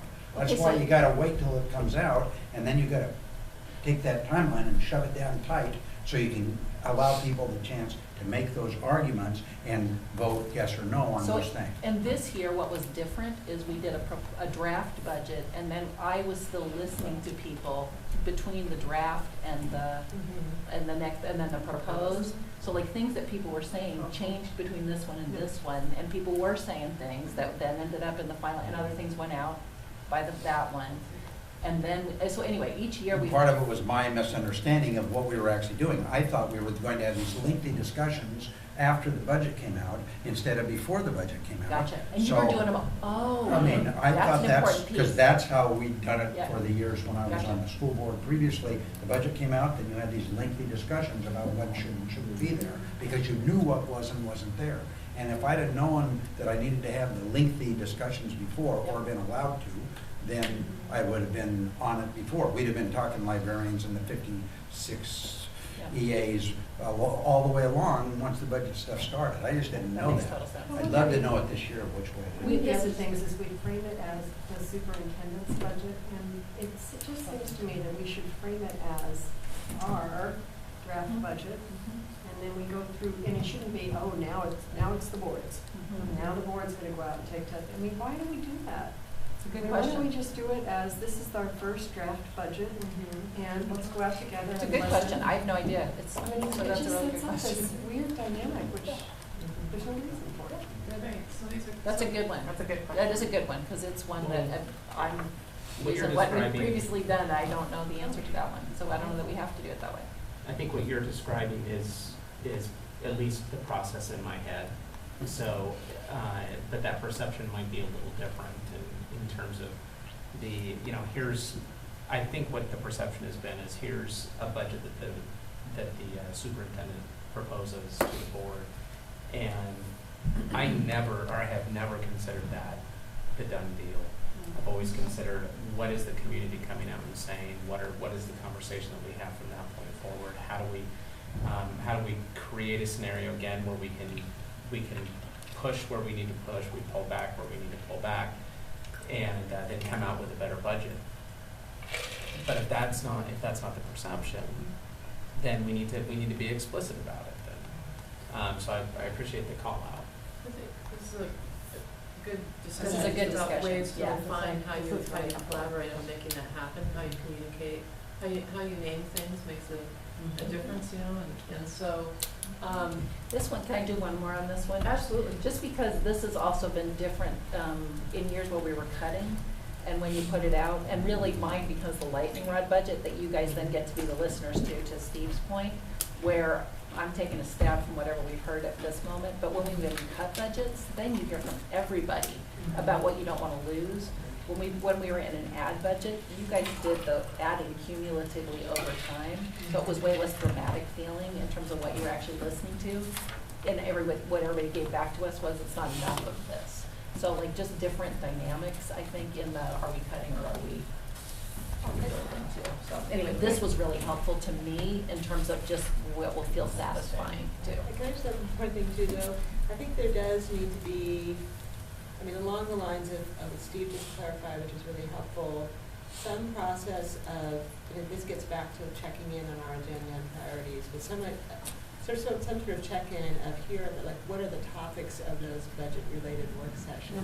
So, for example, with Steve's, if talking about whether we invest in librarians is a huge issue for him, and that we would each have those or other topics, obviously, some sort of process for consensus vote, whatever, on what are those things that we are going to have to deep dives on, and however we define our budget process. discussion, Yeah, and I don't know what that would look like, but I think that didn't really, it sort of just, things came up and it wasn't really clear. So that led to the contributed to the situation where, and you know, Bobby's right, there are always going to be things that we don't necessarily get to that come up, but it just feels like we need to be really clear about that this fall. So the attempt at that this year was that exercise you did where Matt spent double his points. Remember this one? Oh, You remember that one? You really So I you don't need to. The part about Matt's a key factor. That's right. But when you all had points to spend that That's weren't right. any, but you were You're trying to right. identify You're what your right. things Okay. were. I and soon we do that. forget. Because I will say, like this one, we were really intentional about trying to pull through things that you'd already prioritized. Bobby was counselors, you were groundskeepers. I mean, people had stuff in here that had Right. emerged through various pieces of this that showed up in it. And then you clearly all had stuff that was missing too. But Right. there was a ton of process that went into informing what came into it. Anyway, You're right. period. I'm Just to sorry, I say, like forgot that was that. the beginning, yeah. What we did was And staffing process. So Anyway, it was an adequate process. you is still, what you're you, saying. you just don't, yeah, We're paying double the point. I don't know, Superintendent's it's process not is feeling inadequate. clear enough to you that that's all part of this process. Like it feels, it doesn't, something, then you it's don't still feel it. You don't feel it, separate. and So that's then what that's what I'm it's a getting is you reminder. don't feel it, so. Well, I now you remind me, I remember that now, so thank you. Yeah. But that still would beg the question, so of whatever process like that we do, an issue that's really important to an individual board member doesn't get on that list. It doesn't get. And how do we get it surfaced? How do we get it surfaced Yeah. and or what, yeah. What are the questions we're asking that surface those things? And While that's, still this is getting great. through what Yeah. we need to get through. But I also think that when something like that came up this last year, and I don't remember really what it was, but then the question was, okay, if we want to do that, what do we take away? And people grew resentful or grew angry, like, why are you making this an either-or situation? Right. But those are the trade-offs that we make in a budget, right? It's what's in and what's out. And so we can't. budget. Right, I mean, we can't make it, to your point about not wanting to make this adversarial, if we're asked about what are you putting in, what are you pulling out, we have to have that realistic. And maybe it's, and you, if I'm remembering right, your addition of the stacking table, you had identified here's what it's spending. I think it was drawdown reserves or something. So that kind of discussion, I think, is the important. Yeah, you were just all $14 million $14 million worth of consultants, even though the consultants are actually educational services, which you provide no way to actually serve those kids. So it sounds. No, that was not the correct. How about, Educational service things were done. You wrap us up now. So I want to just make sure that we get through Totally this list of incorrect. missing stuff. Okay. So student safety, partial work session, it says, as a suggestion. student safety, I put on there was an issue that came up recently, an Oregonian article about how we report plants behind versus guns and the rest, and it kind of took me off guard. The whole issue of SROs and, just what is it that we're doing to keep our kids safe? I think as an annual basis, it would be good for us to be doing an update to our parents on different things that we do. We put the new monitors in at the front offices. I think it would be a smart update for us to give at the beginning of the year and talk through, maybe have a couple of SROs come, talk about what they do. But to me, we need to be doing more discussion around students. So some of that discussion involves the disparity, the distance disparities Yes. too. I would agree with that. And I was talking in our group that I think we need a discipline disparity plan as opposed to we are doing this and we're doing this and we're doing this, and that becomes our plan, but that's not a plan really. I don't think. I think that's, we'll do this and this and this, but we don't have a plan for how we're really going to attack the discipline disparities, because one of the things, of course, there's so many different variables in that. It's not just one thing or another. I wrote about it a little bit in this thing today. It's, how do we deal with, if we're going to stop expulsion and suspension and really cut it down, then that causes us to have to go over and look over here and see, then what are we going to do with children who we have been doing that? What is our plan now in the schools? It just can't be, well, you can do this and nothing happens, which is kind of where we are right now, and it's kind of the push that we're getting. And it's got to be all the groups that are impacted, particularly including, of course, the teachers who are impacted every day. A teacher who somebody threw a book and knocked them off their chair and then threatened to kill him, who was back in his classroom the next day. That happened this year, evidently, supposedly. So, rumor, but I had pretty good information on it. So when we talk about student That kind of stuff. What are we doing now? is the idea then that you would have some work session or communication about it over the course of the year, and then some sort of a community update once a year? Was that the kind of the proposed? I don't know, it felt like a missing. I mean, I And had I would to think- follow through, and it so- just seems like it would be a smart, we have a security director. It looks like SROs are kind of coming under him as opposed to under the principals. I mean, it's just Campus good monitors. information to get out there, and what are the things we're doing out in the community? I mean, I try to attend gang task force meetings. Do we want to have George regularly doing that, or some presence at different, I don't know. And I would So say- develop like a Update, kind we're of looking for an update. Informational, strategy, but I think it's actually a direction that perhaps we can provide the superintendent, that's the kind of information I think that needs to be out in the community, in the Right. public, the families, the Absolutely. kids. Because, I mean, there is a piece of prevention in that, in sharing that information too, is that if we're creating a balance where our schools aren't on lockdown, but there's a safe environment and people are paying attention, the likelihood of something happening, I think, perhaps goes down. And at the very least, you're giving a peace of mind to families and to kids in those buildings and to staff in those buildings too. I think that's a pretty important key. So that may not be, I mean, I think it's important to us, but I think, gosh, it's important for us to have that as a part of our communication strategy moving forward, particularly in the climate that we're in now. So I Locally. think Yes, we have. we also got dinged recently on what other drills doing and weren't doing. It's just something that I think we ought to be. That's great. So the way I noted this was ongoing information and folding it into communication somehow. So we'll note that in the notes. Makerspace curriculum. So we just did these high school designs, and both, and the third one will as well have makerspace. So that's the hardware. Software is okay. What does the curriculum look like, and how can we push that down to middle schools as well? And it's not necessarily CTE, so I wanted it called out, and staff is working on it, I know. So what are you proposing, Tom? You just looking for an information session for the board on that? Wouldn't be a reason link it? no, well, you can link it, but I mean, Well, that's a good question. It was just missing, so It's I kind of part wanted, of it. I just wanted it to say it's So- missing. Ultimately, it's gonna be budget. It's like, okay, well, you know, what are we doing this year We have, in the budget to actually implement So it? this seems parallel to me, like, when I was thinking about the PTC piece within high school, just wanted to call out that when we talk about high schools, you want to air that. So maybe within the CTE, you just want to make a note that it's, that specific piece needs to be included in that Okay. discussion, rather than it being a standalone topic. Yeah, I think our strategy, what is our? Yeah. What's our commitment? But I know, I'm just saying it's part of CTE. Well, but it's, I guess you could include it as CTE, but it's not really, it's also part of STEM.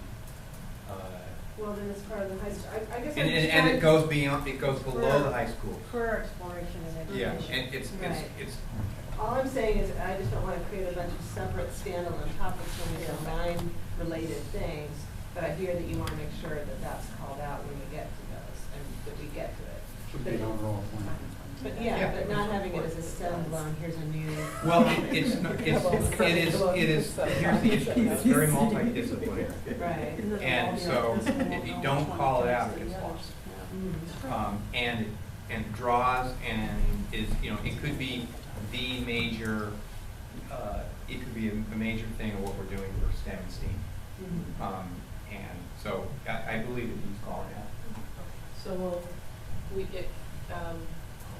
to make sure that it shows up somewhere. Yeah. Maybe not And, as a you know, it's standalone, going it's to anyway, appendized because- or something like Because that. I'm on it. I mean, I'm Yeah. gonna focus on it, and staff is, Melissa and Jeannie are on it. So- Okay, good. I think so some of these things may not be a totally standalone thing, but they've gotta be, they shouldn't drop off the map, because they're not, like, so it might relate to CT, it might relate to high school grad rate, it might relate to STEAM STEM. Yeah. But I put here, for right now, link to CTE. Does that seem like an early way to approach that, just to make sure that if there's planning that needs to happen, it gets.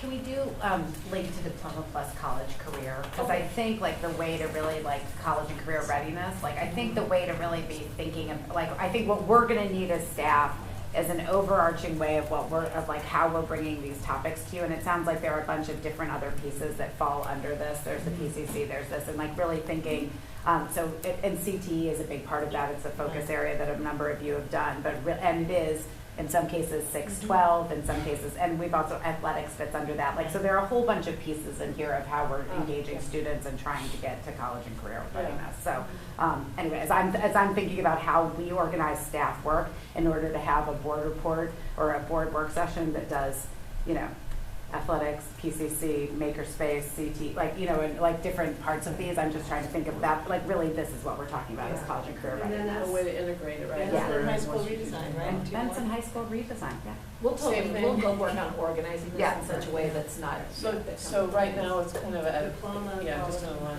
So we'll call this diploma in college career. College and career readiness, yeah, that's really.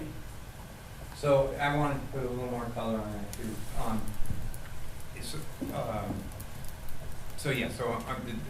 It's unanimous that the bond development committee, the next, regardless of what the other high schools are, it's going to be, one of them will be Benson. We had a resolution on the enrollment this year, and part of that resolution was to define what the future enrollment, the sweet target spot for Benson should be. So those things are linked. And it was supposed to come back in June, and we're all busy, so I get that. But it needs to be coming back to the board. So what about high school redesign? I think we just added it as a way to get Benson, because I keep hearing things like, we don't have a vision for Benson, and it's actually pretty clear in the high school redesign that there is a vision. People might not like it. And there was a kind of a recheck of it, and as Tom pointed out, we saw a resolution because the report said that we could make some movement on it without affecting or adversely affecting the system.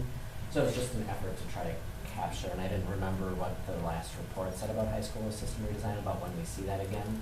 So I was actually trying to just But isn't it the categorize same where umbrella? Benson fit. Yeah, it can be the same umbrella, but it is a It's also the follow-up from all the high school action team recommendations. Right. Like, I think there's a There's a whole whole bunch world of, of right? it. Like, there's a Yes. whole bunch of Yeah. work under there. Well, Yeah. that's the high school graduate college career. Yes. Yeah, It that's all right. fits into So that do you one. want to put it under the same thing? Yeah. Yes, yes, Okay. please. Okay, data collection. I did data collection. I wrote about it in this little section here. It says, is the district following the standards of fair information practices with regard to data we collect? Are we carefully evaluating our spending of time and money and resources collecting data? I just think it's something we haven't really ever looked at and discussed. It'd be nice to have and see if we are actually following these practices that we should be following, that almost no schools in the country are following, which endangers the data of a lot of our children. And we need to just look and say, are we doing that? And look at, this is a huge area that's coming throughout the whole entire country, and we just need to be keeping our children not just safe, but we need to have good security. But it's not just security, it's how are we using it? Is that data, are we sending out data all over the place, and is it getting sold off? And all sorts of questions around this data issue that we haven't looked at.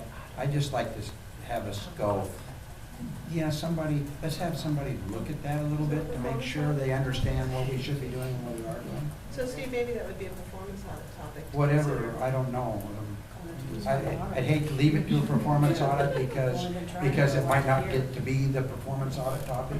We need to be looking at that carefully, assessing it, and have someone, I don't know who we go to, somebody, and even if somebody in the district came back and said, yes, we're meeting all these standards that we're supposed to be meeting, and we will applaud and go great, but if they say we're not, then maybe we should be. Right. No, I mean, there are staff who Do a lot of data. do a lot of data, right? I mean, Yes, sir. So around privacy, security, use of Is that really, information. are you thinking federal guidelines or FERPA? Is that, are you? No, FERPA is, the whole federal guideline stuff, we have a tendency to say, well, we're following federal guidelines. Well, yes and no, whether that's good or not. We need somebody to come in, sit down with our people and say, are we doing these things? Who knows? I could send you somebody. I have a friend who does that. And it's where I get a lot of my information on the data, who knows one of the best people in the state of Oregon, who would probably be willing to come in and sit down with our data people and help us figure out what we should be looking at for sure, just to check and make sure.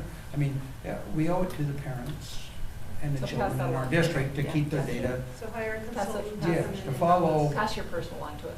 We'll Okay. Yeah, great, so that's good. So just making sure that information in and out Yeah, I is just wanna- being handled well and according to rules and regs and laws. Elementary curriculum Practices. report from superintendent on how adopted. What was it say? Curriculum. Elementary curriculum report. That was from mine superintendent. also. I'm concerned that this is the foundational thing, and I got all sorts of information that you guys sent me, and I really appreciate it. But in some schools, I believe what's happening is that the testing and the Common Core, that type of stuff, takes over the school, and we don't really want it to. If I sit and talk to the superintendent, does she not want to have these things take place, these other things? Does she not want to have children doing health and social studies and science? And do we want to have a huge disparity between poor children and children whose parents make more money on their education, whether it's good or bad? What are we actually coming out with in the end, and what are we actually happening? Because what happens in schools, and you've heard me say this 1,000 times, we take a new thing, Common Core, and we just run it every place, and guess what? You can do 2 years of Common Core in any one of those years. Like the 4th grade Common Core, you can do, there's enough stuff in the standards. If we teach, that's what the problem with the teaching the standards is. There's enough stuff in the standards that's all you're going to do. You're going to teach the standards, and the principal's going to come in, and that's what he or she feels is their mandate. Teach to the standards, and go ahead teaching the standards, and what do we really want to happen? I don't think we're looking often. I mean, I talk to teachers all the time, and they always say almost the exact same thing. I talked to 3 of them today, talked to my new girlfriend who's the next who's an ex-school teacher, talked to another teacher who just retired and said, yeah, I'm quitting because this is not, what they're asking me to do is not working. It's the pressure to teach to the standards is not real teaching. We're not really sitting down and thinking what we want children to learn and to know, and then making sure that's what how we're defining our curriculum and what we want kids to know. And I think it's huge. I think it's the biggest issue practically in the school system, other than maybe the middle school stuff. But I just think we ought to we ought to define what it is we really want them to know, even if you defined it in terms of time. Just look at it. We're not looking at it. We're just saying, do it and Can I- do this. Steve and I and Pam were in the same group, and I think one of the things that it seemed like we emerged out of that conversation was, initially at least, information sharing. What do we do as a district when standards, new curriculum, whatever the case may be, enters into a school? How is that sort of funneled through a process, either building process or district-wide process, where that's incorporated, district first, where that's incorporated in a way where we don't get to the circumstances where something is being taken over, or where we're throwing out good practice because a new standard emerges, because those are the things where obviously implementation becomes a detriment, not a benefit.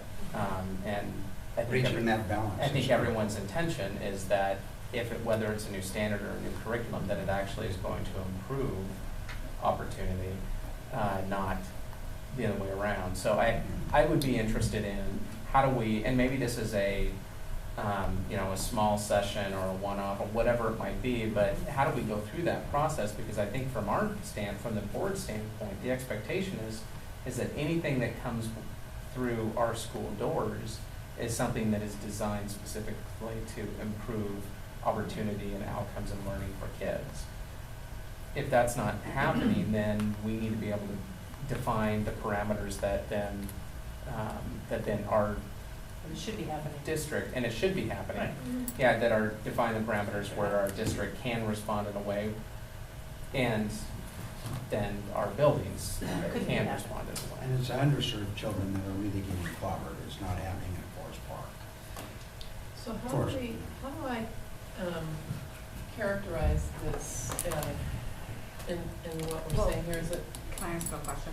Yeah. So earlier this year, Melissa and Kimberly and Aaron and Joe Suggs, I think, were the 4 staff members who did a presentation on some of the Common Core and SBAC rollout. So they did both like an explanation of what it was, then they did a rollout of here's how we've brought this to you over the years, and here's how we've done professional development, and then they did here's how we want to do it out to the community, the plan out. So is what you're thinking like a greater in-depth work session of looking at what you what you had seen as like a higher level before? So in terms of those standards, like looking at more, here's what the professional development looked like. That's not what we're Well, looking I at. can't speak for Matt or Steve, but I think what I was thinking when we were talking was more of just an informational piece for us. What is the process that the district goes through when it's considering new curriculum, new standards, whatever? What is the process we go through? And then how is that process from It's like a considering it curriculum all the way adoption to process. roll out? There's our to textbook roll out adoption. into- There's a textbook adoption process. To Right. roll out into the schools to see how that actually happens. So And I what's think- the feedback loop on that? We may have an opportunity because we've got the next generation. So a lot of this comes from the states, right?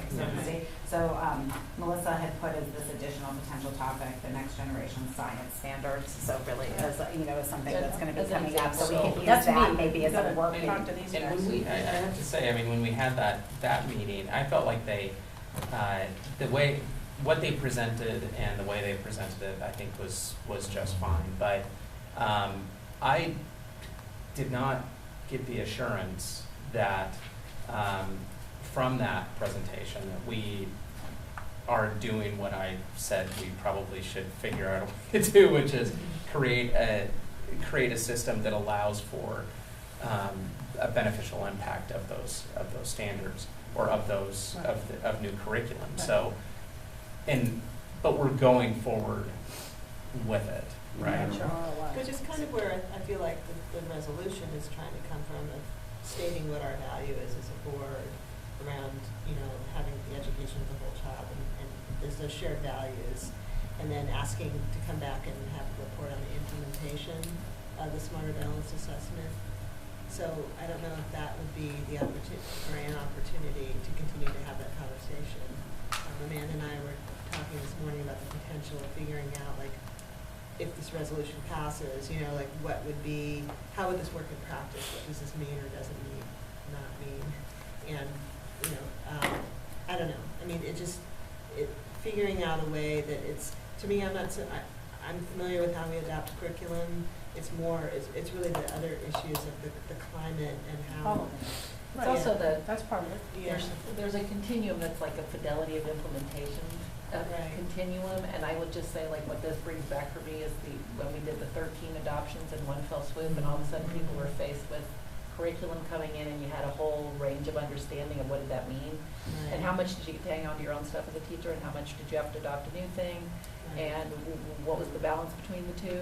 Right. And I think you still have that, like, are you fully implementing this reading Scott Forsman, or are you still doing your own thing? Is it still in the shrink wrap in your closet? And you have the full range of beliefs about how those things fit together, is kind of where I go with listening to you, is how are we making sense of that? And what's the guidance we do, and is there a district philosophy about A district how philosophy we would do be that? wonderful, and the district philosophy should be that that you actually look at what is coming in new in a manner which allows you to make the balance. Yeah. That's what we don't do. Yeah. We have a we're full gonna range do- of what we do, actually. And So, it's not yeah. just Portland Public Schools. It's a general. This is every school system in the country, and every one I've ever been in, except for one, has done this. In comes the new thing, and so that's all we do. And we don't look to see what gets pushed out. So if we took and we listed what was important to our education, and we took and listed what was new in Common Core, new that we weren't doing, and we put those side by side, and we looked and said, okay, these are the new things in Common Core.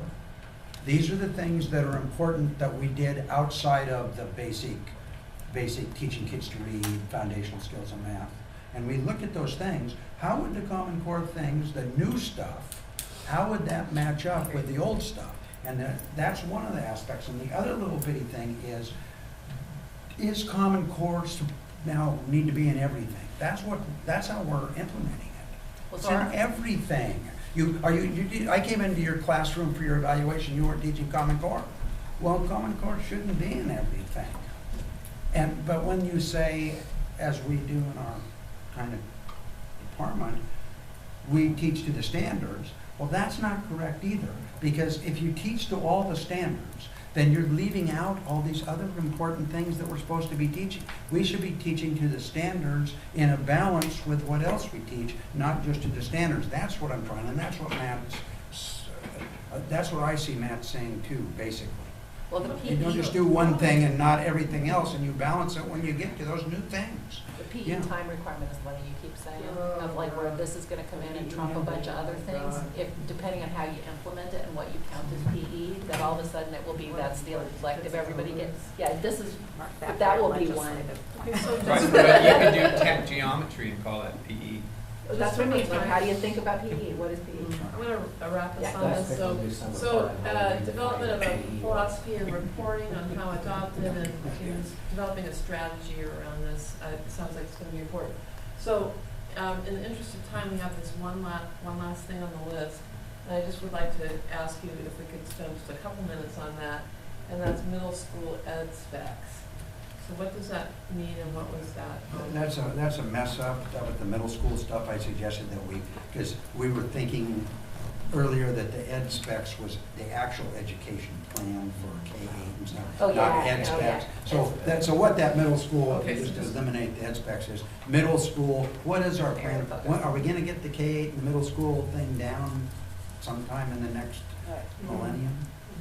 so we know which is which and what we like and how that works and how that should fit together, I So this is the Middle K-8 school strategy. Middle grades. Middle Those are grades, ones- how are we doing middle grades? Well, those are ones with our boundary review. Yeah, exactly. I think it is. Boundary, focus area list. Well, that's a really interesting I question. think it's already on So- here, isn't it? It's in that, I think it is a topic we had listed in the boundary review. Yeah, it's on Okay, here. so we're gonna Yeah. include Middle this school, in it's the in the boundary boundary review. The middle grades and Right. size What we of do. program that you adequately serve middle grades, yeah.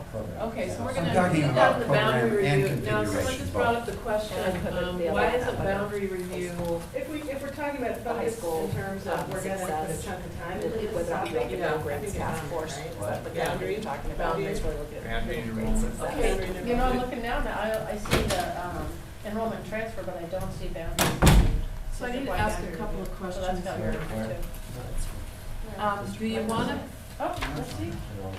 do you want to My put eyeball. a boundary? Bobby, did you was on it? I'm gonna I just consider had that one one. other thing that was missing that I had a conversation with Carol about, and I'm seeing Paul actually here that sort of reminded me of the conversation too. We haven't really talked too much about what a performance auditor might be able to look at or not, but one of the things that could be interesting there, and I just put it as a missing, put it out there. We have a relationship with the county, we have a relationship with the city in terms of partnership opportunities. With the county in particular, we have 2 new county commissioners. And it might be an opportunity for us to do a joint audit of the services and partnerships we have with the county.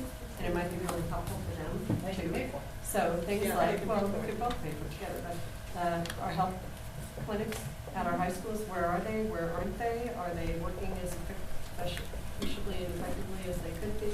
How does that support our graduation rate or not? We look at mental health services, that sort of thing.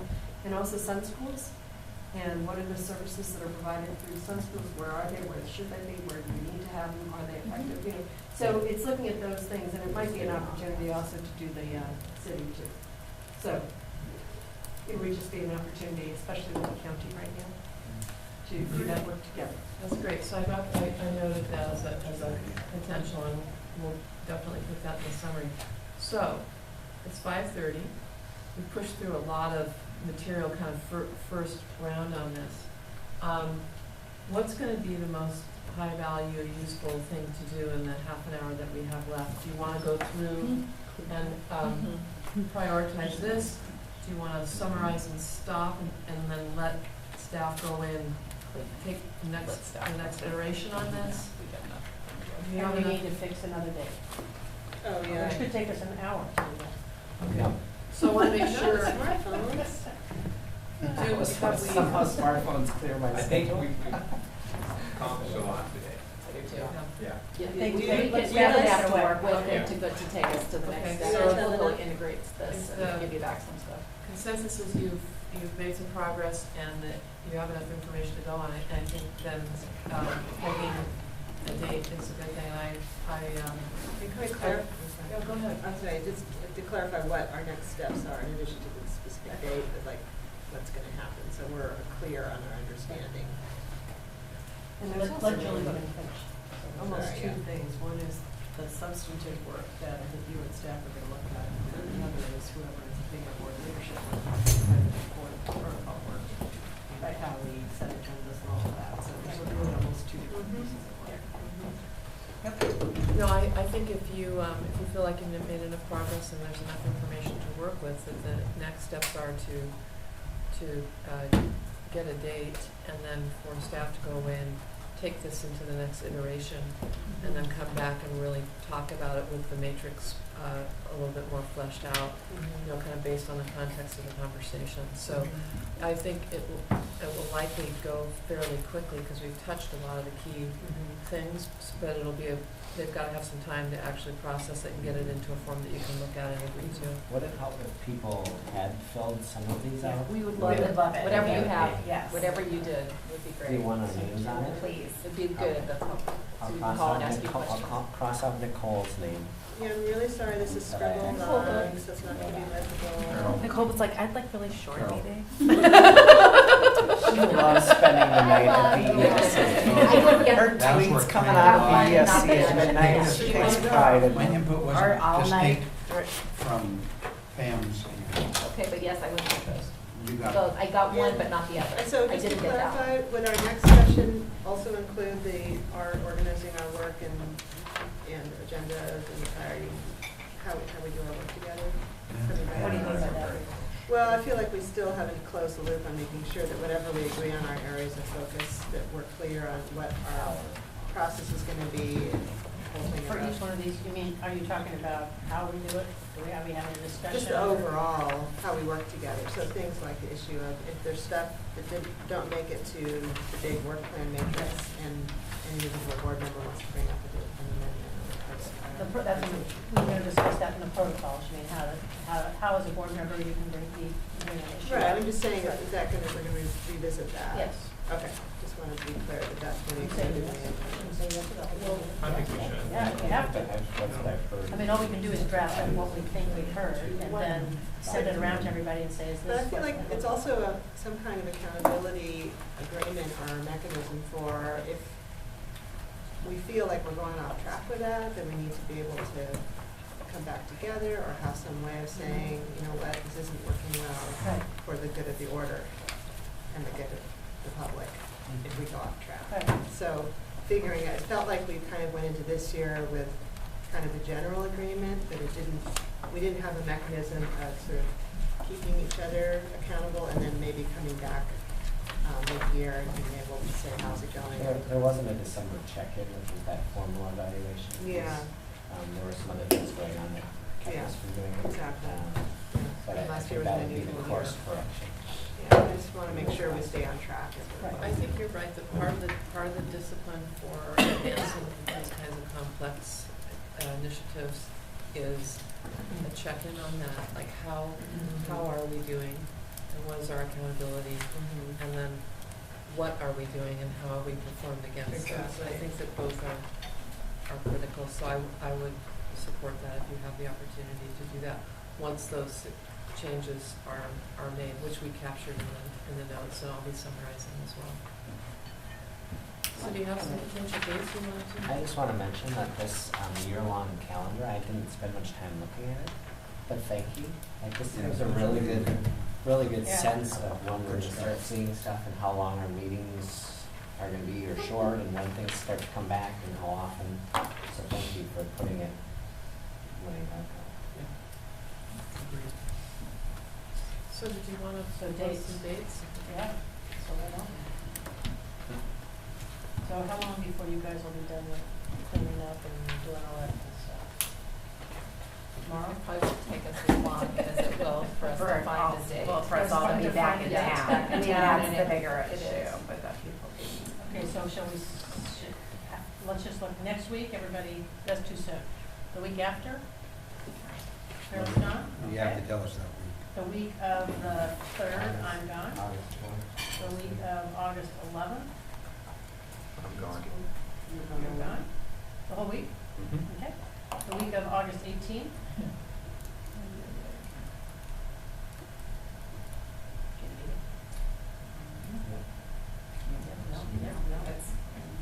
So we'll throw down some potential, see what we can get. Pretty wide open for me. Okay. So Monday's bad the for me, week- Monday's bad for me that week, out of state. Let's get to the full week first. The week of the 25th? What's that, go 25th, 25th, 26th? 26th, 27th? In August? Gone. In August, the Who's end of gonna that be week, meetings? the end of that week, I'm gone. And I'm At the gone. end of the week? I'm gone. You're gone the whole Starting week? on Okay. Wednesday, The Wednesday, week Thursday, of- Friday, no, I'm gone. Let's just find a week first. so everybody can do Well, the one before that was pretty good. No, it. No, we had Oberson gone. for the week of September August 1st? 18th, I'm gone at the end of the week. Okay, not at the end of the week? Yeah, like, I think Monday, Tuesday are open. Okay, September, okay, so all right, the week of September 1st. No, somebody's gone. School's Can't remember who. We'll remember somebody. I can be around there. Okay, one more time, you guys, the Run week it of, backwards, let's see. hey, Steve, hang on just a second, would you? The week of August 25th. Somebody said they were gone. I was gone at the end of Carol's August gone the whole 25th. week. Carol's gone the week, so, Okay. the week, the next week. September 1st? So you know the second The second is our first board meeting. Yep. So meaning, could we use this board meeting Our time that we day. already have to First finish day this of work? school. But we already have a board meeting on So there. rather than doing a board meeting then? Yeah, rather than do a board meeting, finish your retreat Could do and that. commit to what your year is gonna look like. Yeah. So Fine don't for put a that. bunch of Anybody We business can't on do it it. earlier in August.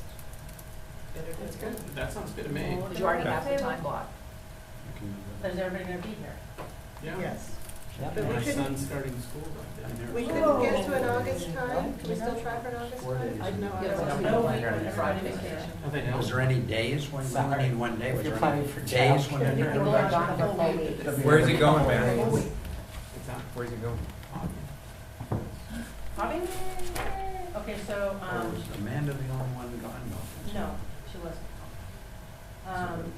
Tuesday, the September 2nd, board meeting at 6 o'clock. Can we start earlier than that? Yes. Can we start at 4? I can start at any time. I'd like to see my daughter after her first day of school. Oh, yeah, that's a good Transition to middle school. Okay. So Five. 6, Five. So how, Five. 5? 5's great. Okay.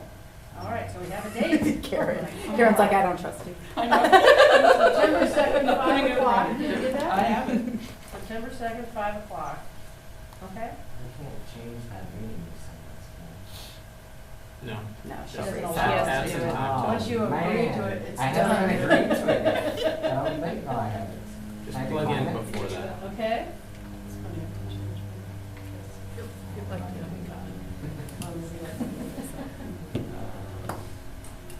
Anything else? Good of the order?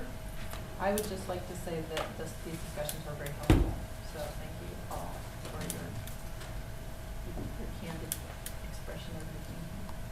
Thank you for that awesome, all this work that went into it. Thank you. Yeah. Yeah, that's great. Thank you, Julie, for shooting us on that. Thank you very much. So, thank you, everybody, for being here, and again, also for your candid discussion. It was very helpful and informative and interesting, at least for me.